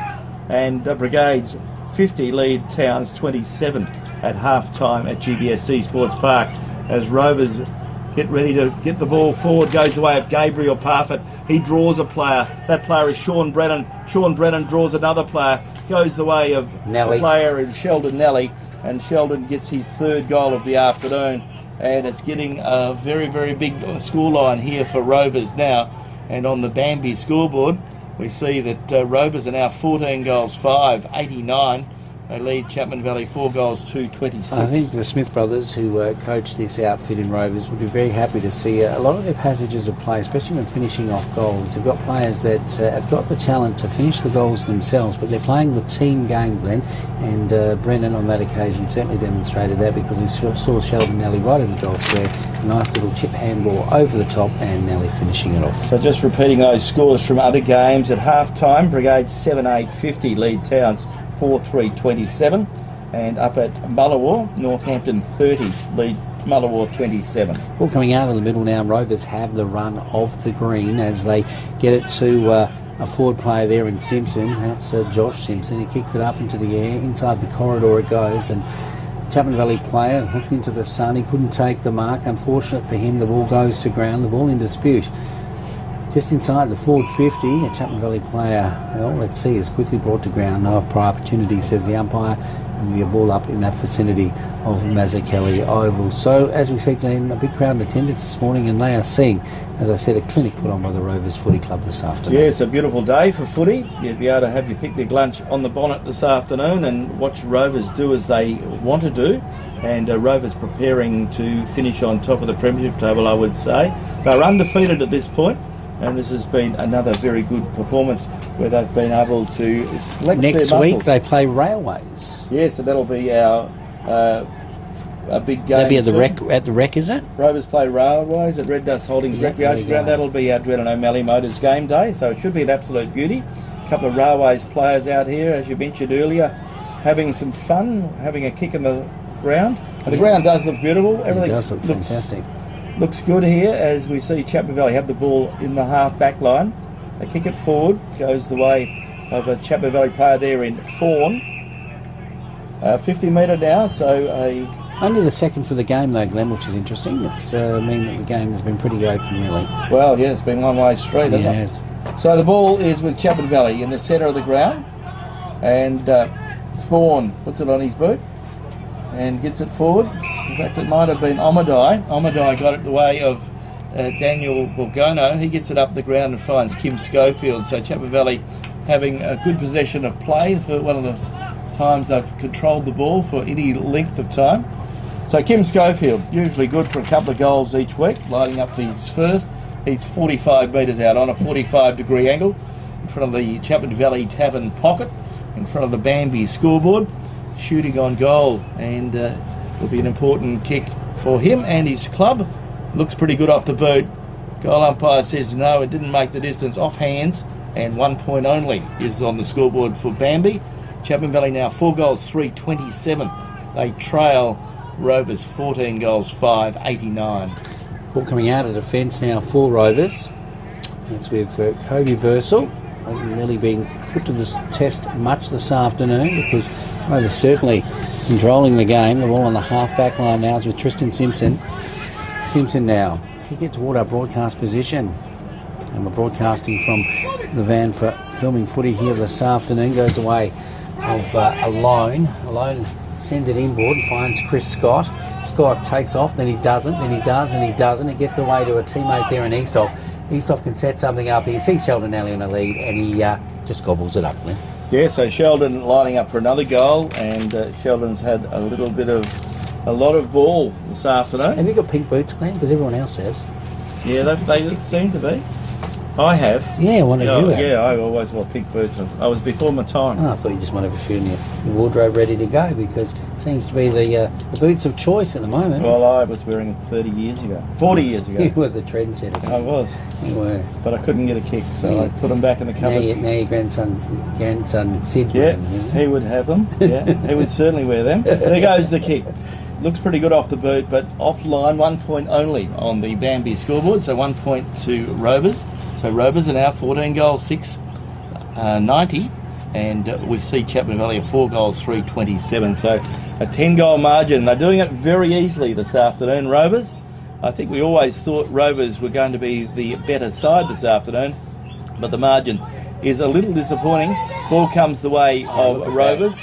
Ball comes the way of Daniels, goes the way of Brennan. Brennan breaks around Mosley, puts it forward, looking there for Josh Simpson. Josh got an awkward bounce, so gave Chapman Valley an opportunity to get the ball back through Thompson. But the Chapman Valley player couldn't pick up the ball. Rovers player does. Ball spills, goes back towards the player in Easthoff. Easthoff kicks it towards full forward. Ball running free. Sheldon Nelly breaks a tackle, and Sheldon Nelly shoots on goal. And Sheldon Nelly, it's his 4th of the afternoon, and he's the equal leading goal scorer along with Clay Zavado this afternoon. The scoreboard for Bambi this afternoon is getting a workover thanks to Rovers, and Rovers' scoreboard is ticking over nicely. Rovers are 15 goals, 696.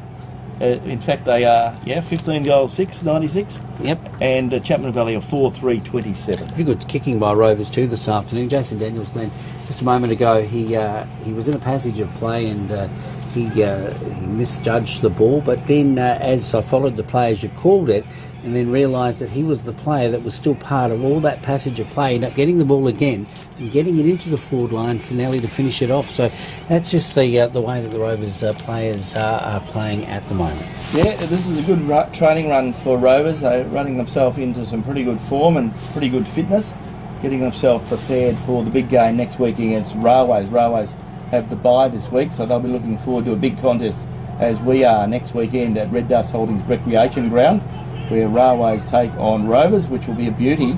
Ball is with Rovers. Rovers players seem to take a while to get rid of the ball. Eventually he did. Comes back towards a player there who's tackled high, a Chapman Valley player on this occasion. Cops one high. The umpire says give it to him and let him have a shot towards forward. He does. Kicks it up towards the teeth of goal. Ball running free. Ball bounces. Rovers can clear up, or can they? In goes the Chapman Valley player, working hard to get it forward. Ball comes out now and picked up by a Chapman Valley player who's slung. The umpire says you did have no prior opportunity, so the umpire will come in and throw the ball up. It's about 15 to 20 metres away from Chapman Valley's goal, and Chapman Valley desperate for a goal in this third term. We've seen Rovers kick 3, and Chapman Valley haven't added to their tally. So the ball is still running free. Up it goes.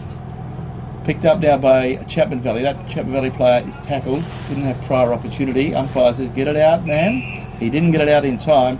So Rovers get the free kick. So Rovers to get the resultant free kick in the back line. So Rovers with the ball. The Rovers defender. In fact, it's Tom Denton. Tom Denton puts it on his right boot. Kicks it towards the centre of the ground. Looking up there for Sealander. Ball carries that player. Picked up again now by Sealander. He slips over at a crucial stage, but still gets hand of ball.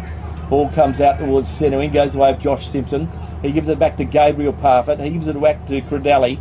Credelli puts it on his right boot, kicks it up towards the half-forward line. Looking up there for the hard-running player in Jason Daniels. But the boundary line has come into play, and Chapman Valley with the lasso rule get the ball back in. And earlier in the season, when Rovers, as you said, they've been having a pretty good season, haven't lost a game, but early on they demonstrated that they probably relied a lot on individuals, and the actual structure of their side wasn't as good as it could be. But that certainly has changed as the season has developed, as we see the ball in the full forward area now, and a check side kick by Scott on goal.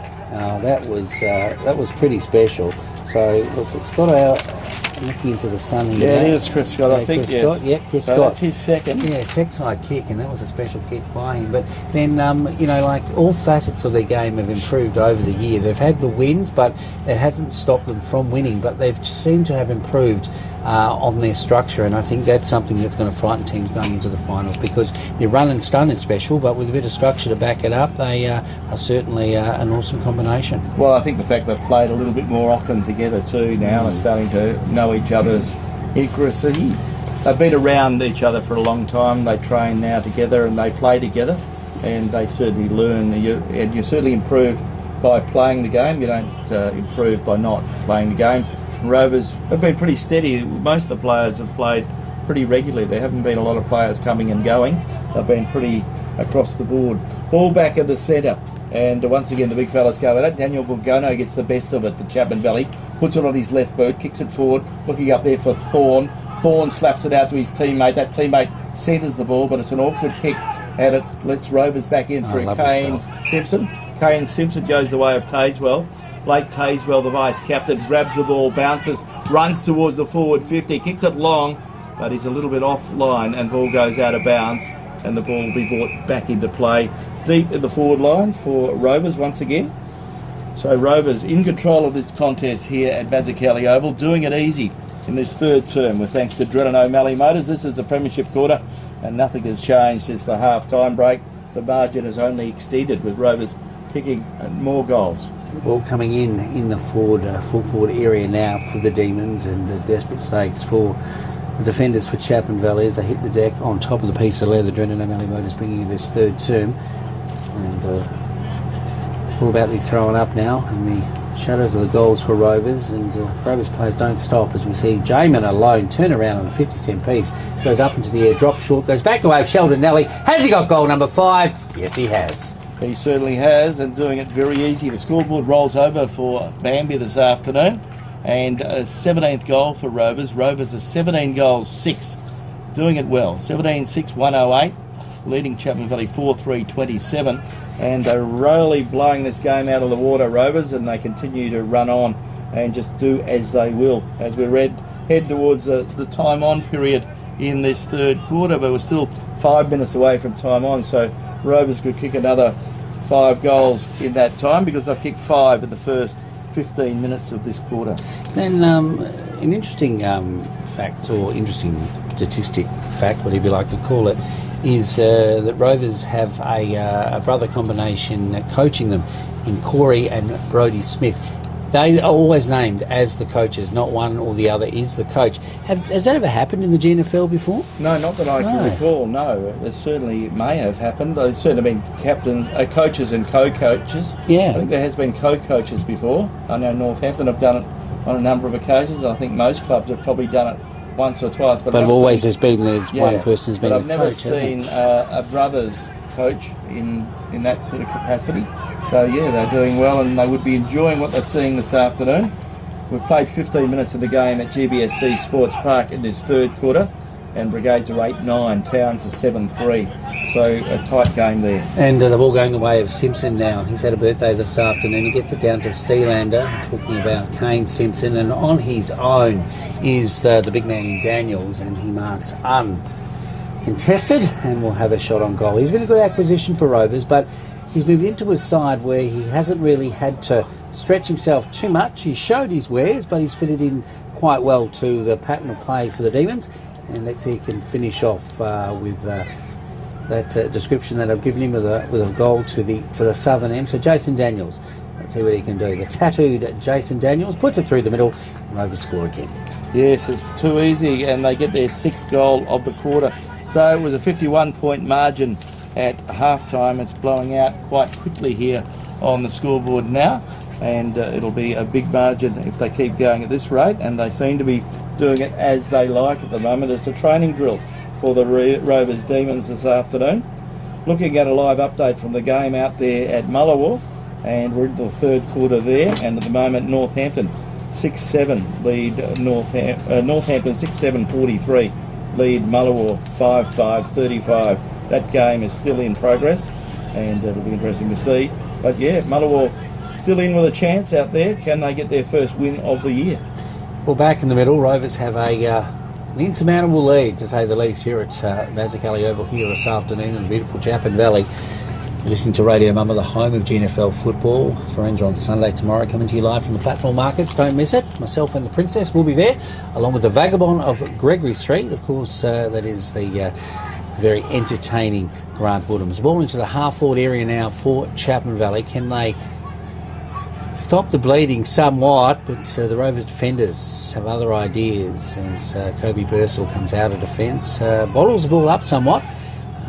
The shadows of the big light towers here at Nabor this afternoon, but a free kick has been found going the way of Kobe Simpson. I talk about players waxing on and waxing off, and the Simpson brothers do that a lot, don't they, Glenn? They certainly do. They love to kick to each other, and Cody and also Bo and then Kane, they all play their part. They all enjoy. They do. And 1 week one steps up and the others take a back seat. The next week someone else steps up. Because in recent weeks it's been Kobe that's been a standout, but today's been playing a big part, hasn't he? Well, that's right. He's hardly had the ball down his end, really. I guess that helps. Ball goes the way of Kevin Sealander. Kevin Sealander breaks across the half-forward line, kicks it forward and finds Jamie Geyer. And Jamie Geyer will line up the goal. He's already kicked one this afternoon. It was a very tough one in comparison to this one. He is a left footer. He's will shoot on goal. So Jamie Geyer has the ball. So he's in Glenn's good books. Any left footers in Glenn's book. Well, they're pretty to watch. They're pretty to watch. Jamie Geyer is with the ball, 35 metres out. From the pocket, shooting on goal. Can he get his second of the afternoon and make the margin even greater? Oh, no, he hasn't. Bad luck. 1 point only on the Bambi scoreboard. So we see the scoreboard tick over now. So it's an 88-point margin in favour of the Rovers Demons on top of the premiership table, and it is Rovers 18 goals 7, 116 doing the job on Chapman Valley, 4-3-27. Maybe it's 115 it is. So the ball is on the outer side, or the clubroom side of the ground, and the ball very close to the boundary line, and the boundary umpire will come in and throw the ball up. Time ticking away in this, the third term for Drennan O'Malley. It's still a quarter to go, and how much more damage can Rovers do to Chapman Valley here this afternoon? They certainly are on target, as Glenn mentioned, to finish minor premiers, and maybe undefeated, but they do have Railways next week, and we will be there, Glenn, at Red Dust Holdings Recreation Ground, a place that my dogs love to visit on a regular basis, but we'll be there next week to watch what will be the we've used it already this season, but it certainly will be again the clash of the Titans. Yes, like you say, next week will be their biggest challenge, because the week after that Rovers play Mullawar, that game's at Greenough, and the week after that Rovers play Towns, and that game is at WA Country Builders. And then the following week, prior to the finals, it is a bye as we see another Gabriel goal. Parfit. So Gabriel joins the list, and Gabriel has kicked one already this afternoon, so he has got 2 now. So Rovers have had a real quarter. They have kicked some 7 goals in this quarter, so Rovers are on fire, kicking lots of goals, getting a lot of goal-kicking practice, but it's better than training. It is a good training drill, and they've been It's a bit like a training drill out well, it is. training It's drill out there nothing more. today, isn't it? It's nothing more than a And training they've still got a drill. quarter to go. Yes, so Gabriel Parfit gets his second of the afternoon, and of course Rovers, as I mentioned, they've kicked 7 goals in this quarter. Clay Azevedo's kicked 1 in this quarter. Sheldon Nally's kicked 3 in this quarter. Chris Scott has kicked 1. Jason Daniels has kicked 1, and Gabriel just kicked that 1. Ball back at the centre. We're underway as we head towards the latter stages of this third term. And Chapman Valley can't wait for the siren to blow, and nor either can I. The ball goes the way of the player there in Simpson. He gets it out, goes only as far as Jordan Gould, and Jordan Gould has picked out his young teammate, and something went right for Chapman Valley on that occasion, and Chapman Valley can line up for goal, and the player with the ball is some 35 metres out, directly in front, so having an opportunity to shoot on goal. So Chapman Valley player with the ball. Let's see how he goes. Hard to see what number he is wearing. So Chapman Valley goes towards goal. There goes the kick. Looks pretty good off the boot, and it's a kick from a young Chapman Valley player, but he's offline, and minus score is the result of that one. So the ball to come back into play, and it's out on the far side with Bo Simpson. And Bo Walker's getting a kick today. Yeah, well, Bo's hopefully getting a kick down there at Towns at TBSC. There goes the kick, goes forward, goes the way of Rovers, just in front of the Barrel grandstand here, and a big pack develops. The umpire will come in and throw the ball up. So the ball will be thrown up in front of the crowd. Chapman Valley crowd will be pretty quiet this afternoon after a pretty disappointing performance from their senior side, although they do have a lot of young players in the side at the moment as they look forward to the future. The ball comes forward, comes the way of Rovers. They slap boot the ball, and the player doing that is Josh Simpson. Josh has gone out of the game a little bit since the first quarter. Goes the way of Chris Scott, and Chris Scott took them on, and he was able to get rid of the ball in time. Ball goes the way of Rovers, who shoot on goal, and that is a good goal from Rovers and Clay Azevedo. Azevedo now goes up the list, and he has got 5 goals as well. So he's keeping up with Sheldon Alley. Him and Sheldon are having a bit of race who could get the most. So Rovers have got their 8th goal of the quarter. In fact, yes, their 8th goal of the quarter. So yeah, very good quarter from Rovers, and Clay Azevedo gets his 2nd of the quarter. So everyone's getting in amongst the goals in the forward line. Quarter time should be coming up, 3/4 time I should say, very soon. It looks like it's about 24, nearly 25 minutes gone, but that's because there's been so many goals, Glenn. Yes. They've had to stop the clock umpteen times. So 8 goals. Yeah, so the ball back in the middle now, and Rovers are really piling on here this afternoon, and next week they will have a test though, as we mentioned. They play Railways at Red Dust Holdings at Recreation Ground, and a few of the boys here from the Blues to check out the opposition, size them up, and don't think they have to stay around long to know that Rovers are dominant here today. As the ball goes back in defence now for Rovers, and it is Eastoff who has it. Out on the wing he finds Tazewell. Tazewell doesn't take the mark, but it goes forward out of Daniels. Daniels, in fact, it's the player there in Scott, tries to send it forward, inboard back to a player in Eastoff again down the line. He's looking for support. Daniels trying to run onto it now with a teammate, but the siren does sound.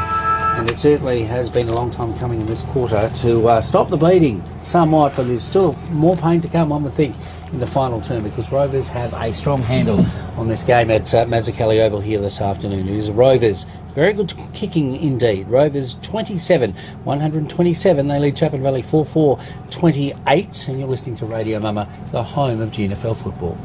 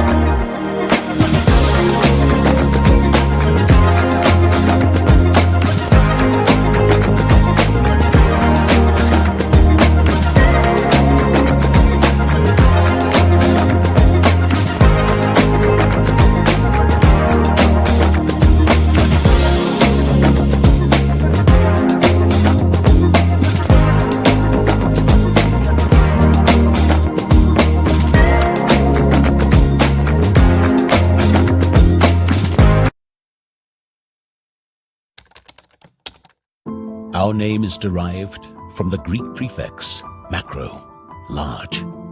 From the day we were born, this has been a promise for the future. We have grown through dedication, sweat, self-denial, faithful to our mission of being on the side of those who put themselves on the line.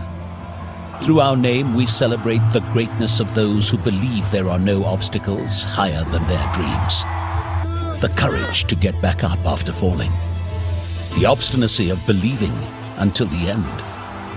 These are the values embedded in our logo. The Macron Hero. It's a celebration of sacrifice and tenacity. Up until your personal victory. Until your arms are in the sky. Become your own hero.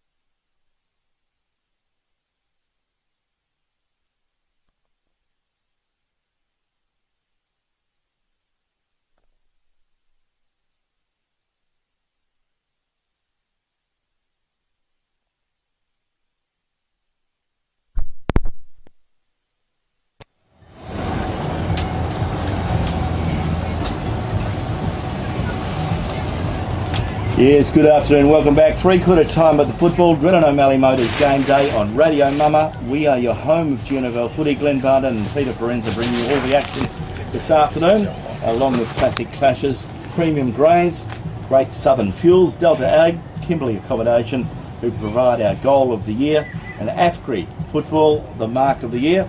And today's streaming is brought to you by Geraldton Sporting Aboriginal Corporation and Community Bank Geraldton.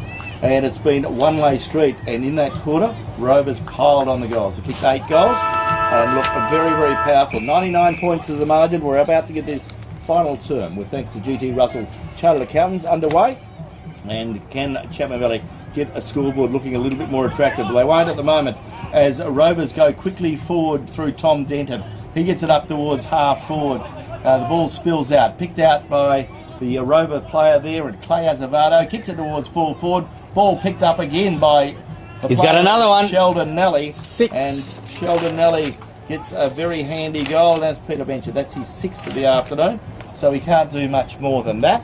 So Sheldon Nelly gets his first. You reckon he's goal been to quarter. Skeeters for lunch, Glenn? Well, I reckon he might be soon. The way he's going, I'm sure he has been. And most people in the Midwest and Geraldton have certainly been to Skeeters for lunch. And maybe Sheldon is on the way with his 6 goals to this point. And Peter, you're looking at the contenders for the Skeeters Restaurant Player of the Day, and I take it from what you say, Sheldon's right up there. Sheldon's up there, so too is Clay Azevedo, Tom Denton and Chris Scott in that particular quarter. Chapman Valley, their better players have been pretty consistent throughout the day. Jaden Thompson in defence, Kim Schofield around the ball as a rover, Daniel Borgono as the ruckman and trying to get things moving, and young Mason Hughes is working hard, so too is Mick Horseman. But Chapman Valley being outgunned clearly this afternoon, as we see Rovers go quickly forward again. It's the ball socketed out of the centre by Bo Simpson. Bo Simpson picks it up now, puts the ball on his left boot, kicks it towards full forward, ball over the back of the pack. And Chapman Valley's Nick Mosley's there, sees the ball across the boundary line, and there'll be a boundary throw in. As we go around the grounds, with thanks to the City of Greater Geraldton and Carolee War, the member for Geraldton, up there at Mullawar, still a very tight contest, and at half-time, it was 30 plays 27, 4-6 to 4-3, so we'll have a 3/4 time score there shortly. But at the game at GBSC Sports Park, at the moment, 3/4 time, Brigades 8-10-58, lead Towns 7-3-45. So a good tight contest there at GBSC. Certainly isn't here this afternoon. Rovers have a commanding lead. They lead by some 99 points at 3/4 time, and certainly added to that to go over the ton into the final term. The ball is on the half-back line now with Chapman Valley. In front of their club rooms this afternoon, Borgonia takes the mark. One uncontested mark. He gets it out to the wing, and they're away.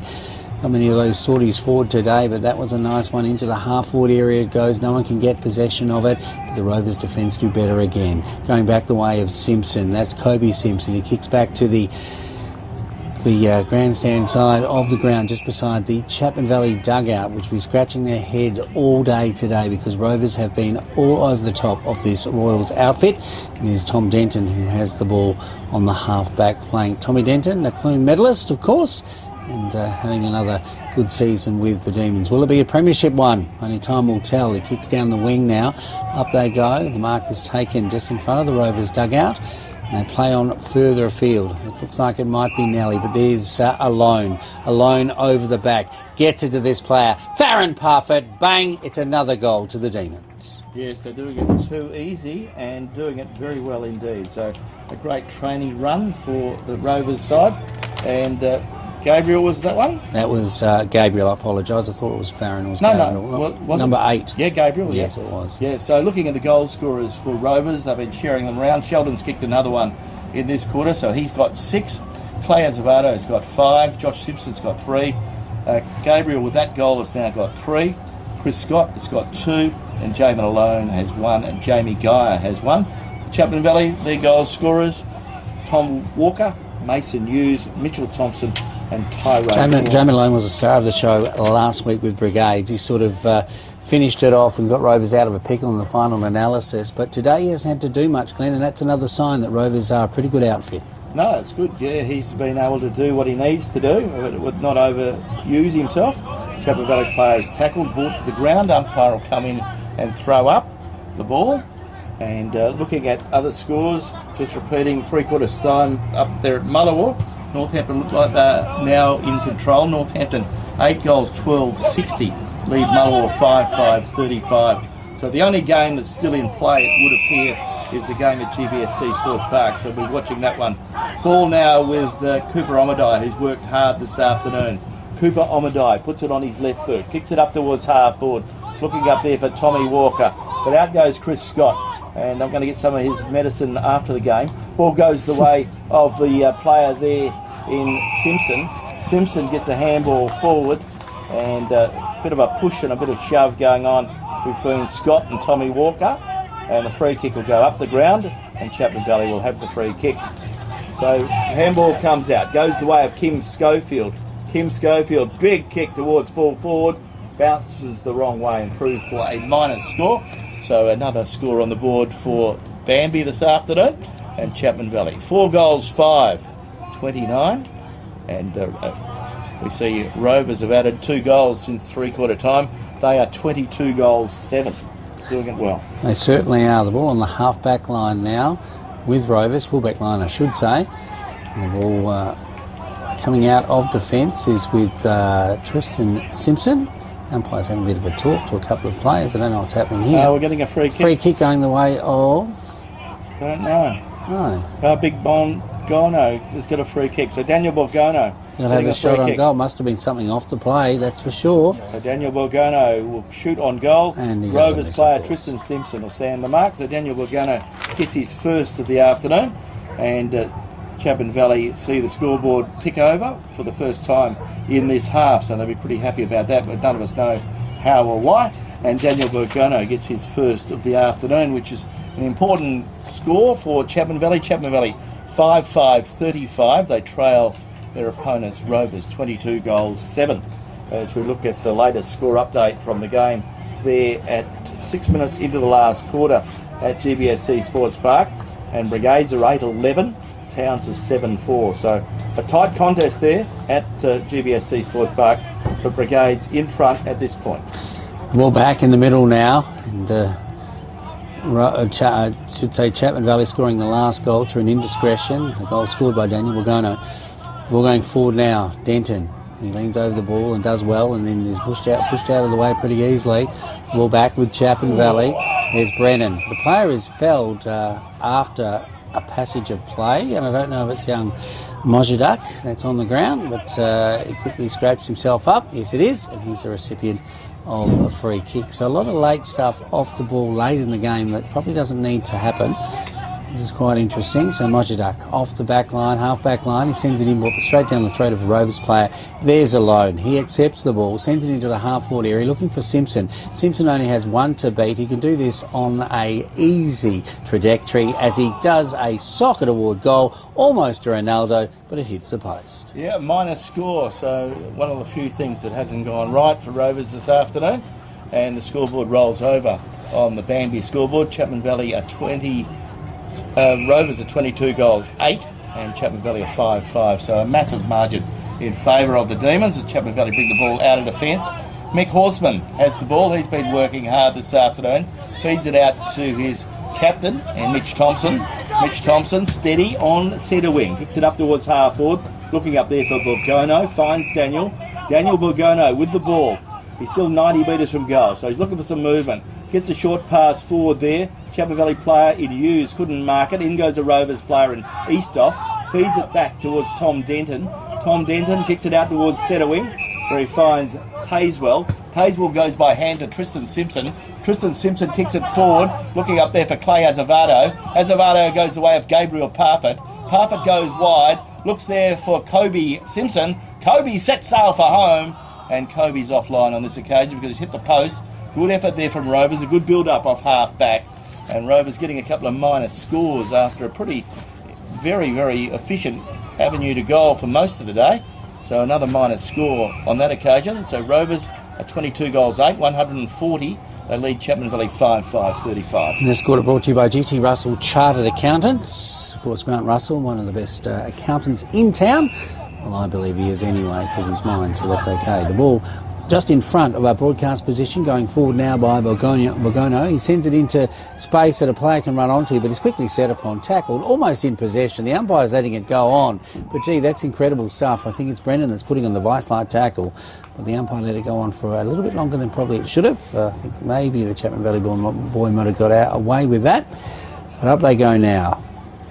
In the shadows of the goals for Chapman Valley, can they get another consolation late in the game? Rovers have totally dominated this afternoon.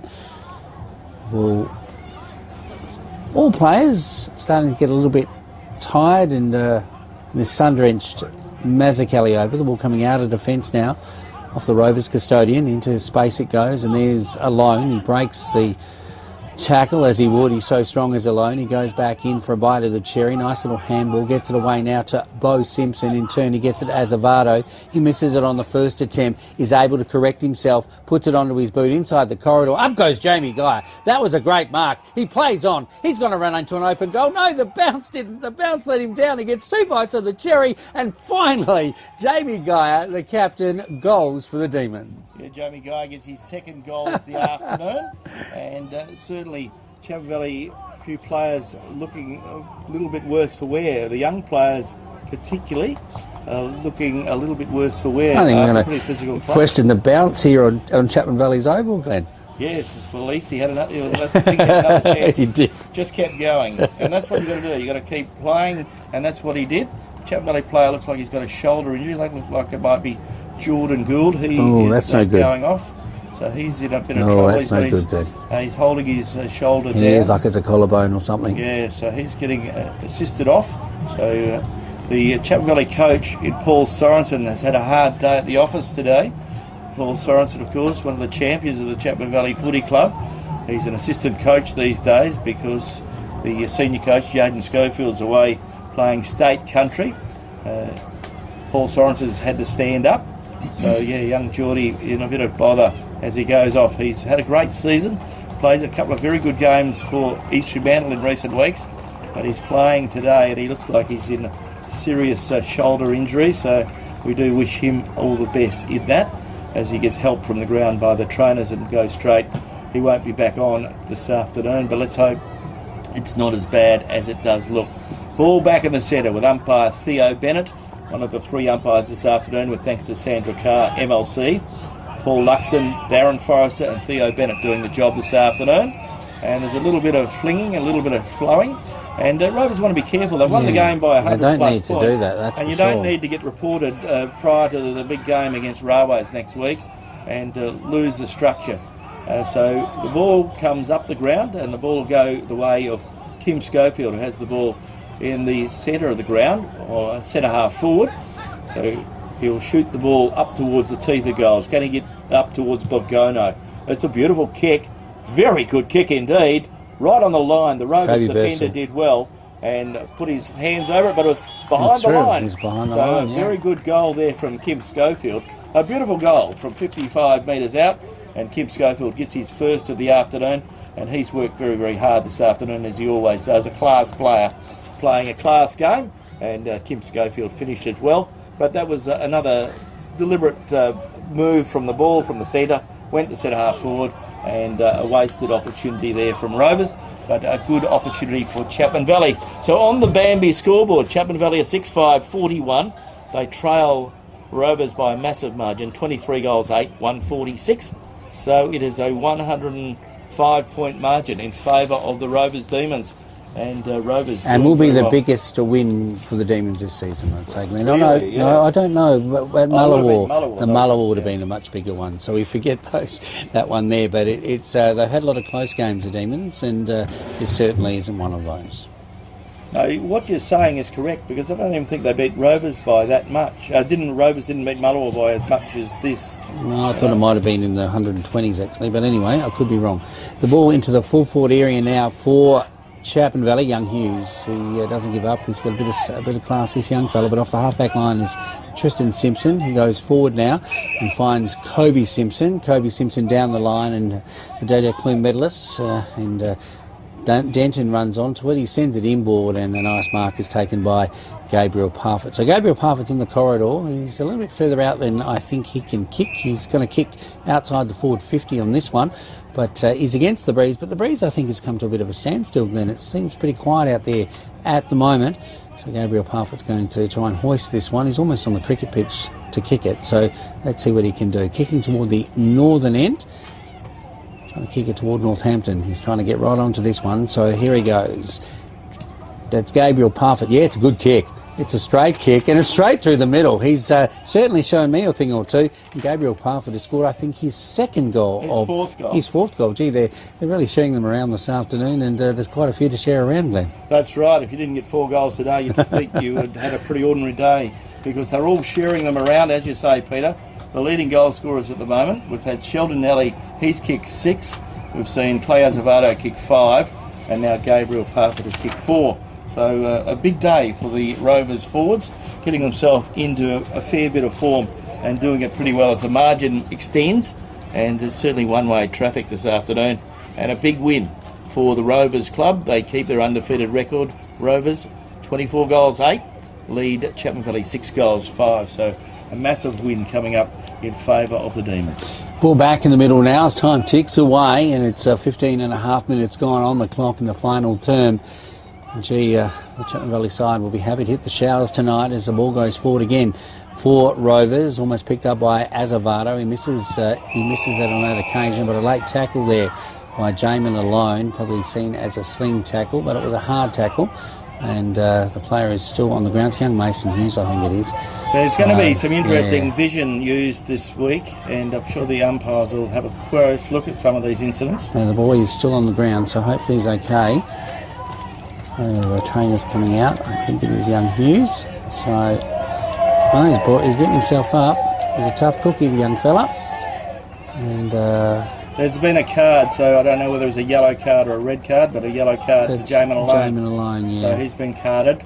So obviously for the sling tackle. And the umpire's writing in his book now, so there is an incident that will be reported. So I think it's young Hughes, is it, Glenn? I think so. I can't see. Yep, he's headed toward the boundary now, so he's shaken up pretty badly. When Chapman alone gets hold of you, certainly could rattle you somewhat. So he's gone into the book, and it's been a day that shouldn't have happened with the Rover Football Club. They certainly are dominating this game this afternoon, and things like that just probably don't need to happen, and I'm sure the club will certainly take action in that regard. The ball off the half-back line now goes to the outer side. Borgonio is playing on a wing now, so the biggest wingman in the comp as he sends it inboard and into the half-forward area it goes. Players setting themselves. He's very handy. He certainly is. He's very agile.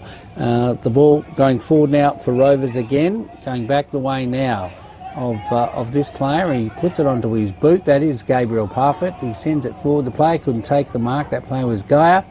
The ball goes toward the boundary. Chapman Valley working hard. Rovers putting on the pressure in the half-forward area. I should say the full-forward area, going to the sanctuary of the boundary, but it's the Rovers players who are able to mop up. They come back inboard, and the mark is taken now by Eastoff. So Eastoff's going to try and send it up. He doesn't trust his kicking, sends it further afield, and finds Kobe Simpson, who's decided he wants to play up forward and sharing the goals this afternoon, Glenn. And Peter, you were mentioning earlier when Rovers played Mullawar, it was a 132-point margin. I thought it was, didn't I? 132-point margin in favour of Rovers.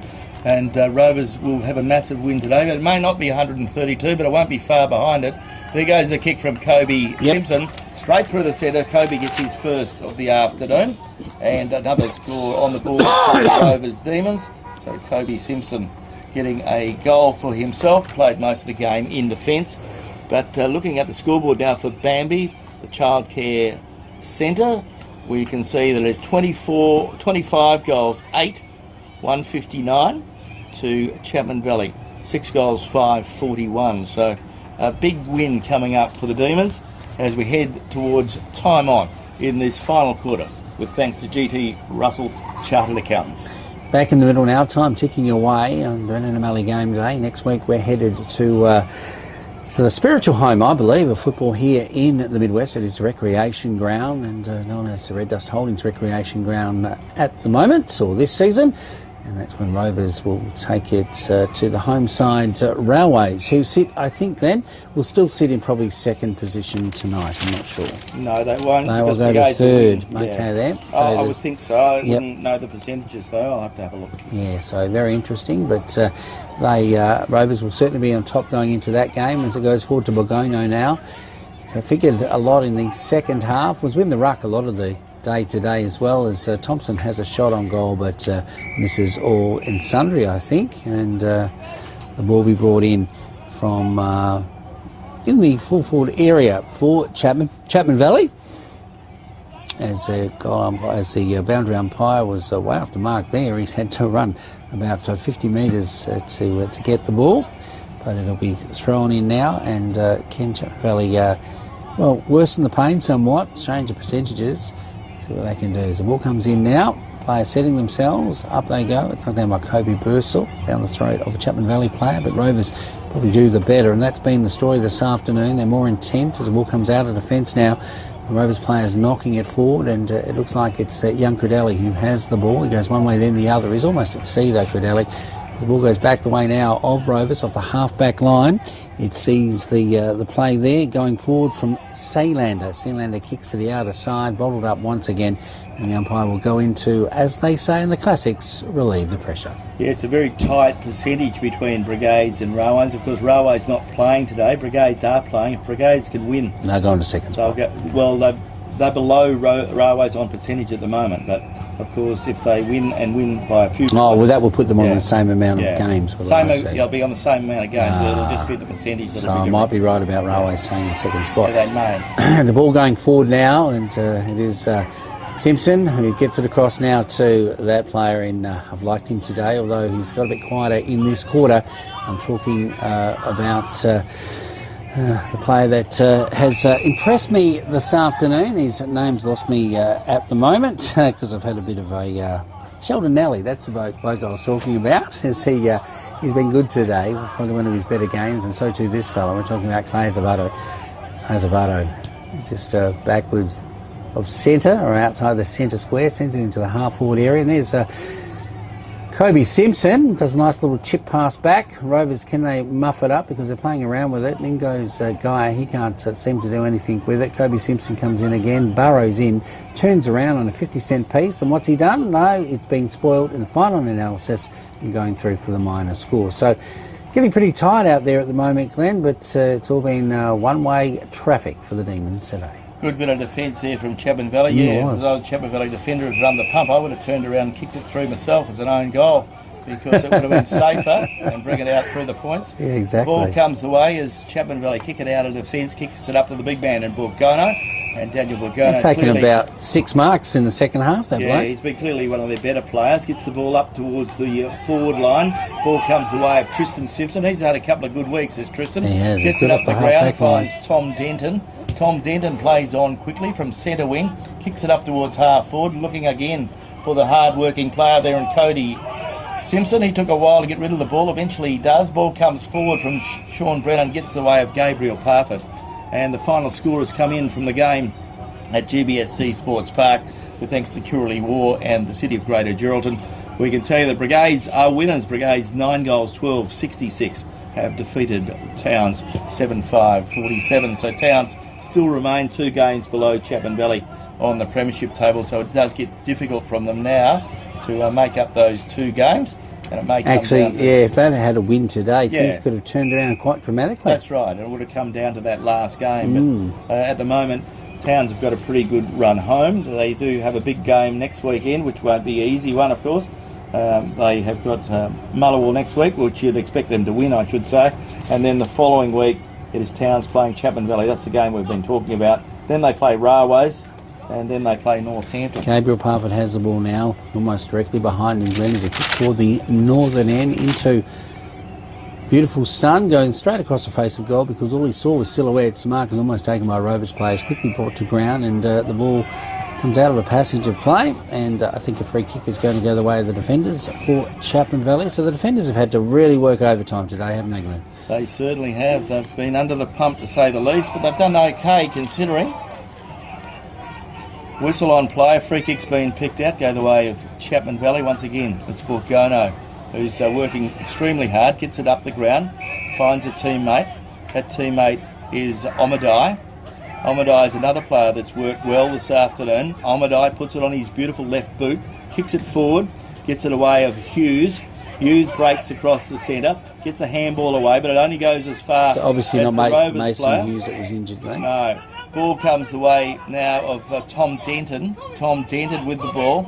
Tommy Denton steadies. Kicks it towards full forward. Looking again for Kobe Simpson. Ball comes forward. Knocked forward. Well rowed by Gabriel Parfitt. Gabriel shoots on goal, but he's offline. 1 point only on the scoreboard this afternoon. And the scoreboard ticks over once again for a minus score for the Rovers side. I think it's 25 goals 10? 11. 25-11 it is now, thank you, John. So 25-11 to some 5 goals, 5, something like that. The sun is shining off the scoreboard for Bambi this afternoon. Can't see the numbers. So we can't see the numbers at the minute. 6 goals, 5. Ball comes the way of Rovers, and Rovers have the ball through Kobe Simpson once again. 6 goals, 5, Chapman Valley Glen. Okay, 6-5 to 25-11. And we've got now Kobe Simpson having another shot on goal. So he's already Kobe's got a couple. Well, he's got 4. Not a couple. He's going for goal number 5. Kobe Simpson. Yeah. No, he's only got 2. Oh, he's only got 2. He's got 1, and this will be his second. Oh, if he gets second. it. Oh, okay then. He's been up the other end. There goes his kick. He's offline, and his coaches will say you go back up the other end if you keep doing that. And we see the scoreboard roll over, and another score: 25 goals, 12 Rovers, and 6 goals, 5 at Chapman Valley. So a massive win here for Rovers, and a big win in favour of the Rovers side, who keep winning well. And this is another massive win for them this afternoon. The ball in the half-forward area now, so we've got a player that we're looking into as the sun-drenched Nabor Oval here this afternoon. As a Kelly Oval will be correct. And the siren has sounded. This player will have a shot on goal, but it looks like that it's going to be a massive win to Rovers, and we'll just wait for this player to have his shot. He's almost at the community centre car park, but he's going to have a shot on goal anyway. So let's see what he can do. I think it's a Kobe Bursell perhaps, I'm not sure.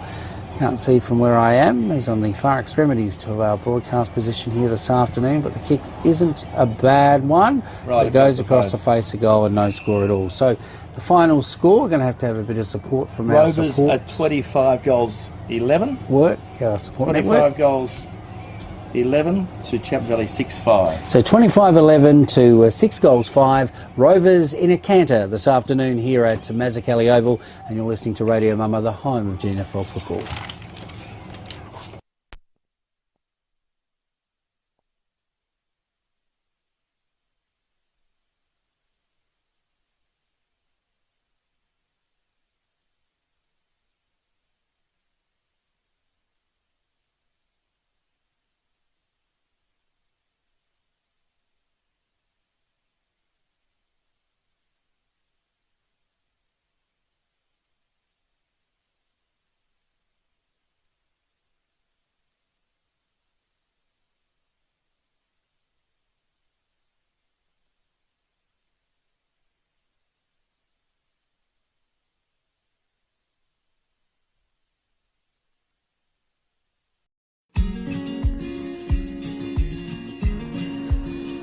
The relationship with Great Southern Fuel started with my father 50 years ago, delivering fuel in drums back in the day, which has progressed into large tanks now. They've been very reliable and efficient on time with service. We run a mixed farming operation here on Chapman Valley, just north of Geraldton, managing about 5,500 hectares. We've been with what is now Great Southern Fuels for in excess of 20 years. There's always challenges and situations that catch you out, and they've been really good at accommodating that for us. We've been with Great Southern for 28 years now. Look, they've given us exceptional service and they're price competitive. So it's wonderful. They're a great company to work for. They're a family-owned business. They will support you and whatever is required. I've got Alan's phone number, I've got Steve's phone number, and I know if I ring it I'll get an answer, which is really cool. The relationship's great and the service is second to none. So I ring up and it doesn't matter if it's Saturday, Sunday or whenever I ring up, I'll have fuel. So we've never been held up or had a problem with them. So my theory is that's what I'm about. You know, it's about service and the relationship, and it's been fantastic. It's very important to maintain long-term customers' loyalty and give back what you can when you can. Great Southern Fuels is one of the few companies that I've been involved with that gives so much back to the local community. We support so many different organisations and country, sporting clubs, field days, farming organisations. We endeavour to give back. The community looked after us by dealing with us, and we just gave it back in what we could do. Footy club needs a hand, well, it's because they need a hand that you give it to, not the other way around. When you look at how they conduct themselves in the community, they've been a great supporter of the Livestock Transporters Association. Just incredible what they do. They do a lot for the community, which is good. And not only Lake Race either, you know, it's right through where all these outlets are all over the state. You know, he's been excellent with that. We tend to sponsor major events, the Great Southern Football Carnival, Colts Carnival. Across the board, I think sponsorships are a very important part of any community. I grew up in Lake Grace and footy was my life down there for a long time. Great Southern sponsored Lake Grace back then, and along with many other footy clubs and hockey clubs and tennis clubs. And we might not always be making a big deal out of it, but the people that get sponsored, they understand and they relate to it. They do a lot for the town, so yeah, I can't fault them. You know, they've been brilliant. Great Southern Fuels have got strong values, and that shows in what they do. You know, they walk the talk and they do what they do. You deal with people that are there and care about your business, and these people have been absolutely wonderful. I'm very proud of what Mum and Dad have achieved in their life and how they've structured the business, and it's all structured around our customers and looking after people and being in the right areas where we need to sell the fuel and have the support there and sponsorship. Being part of the community, even though we're not in that community, but our workers are there, and that's part of us.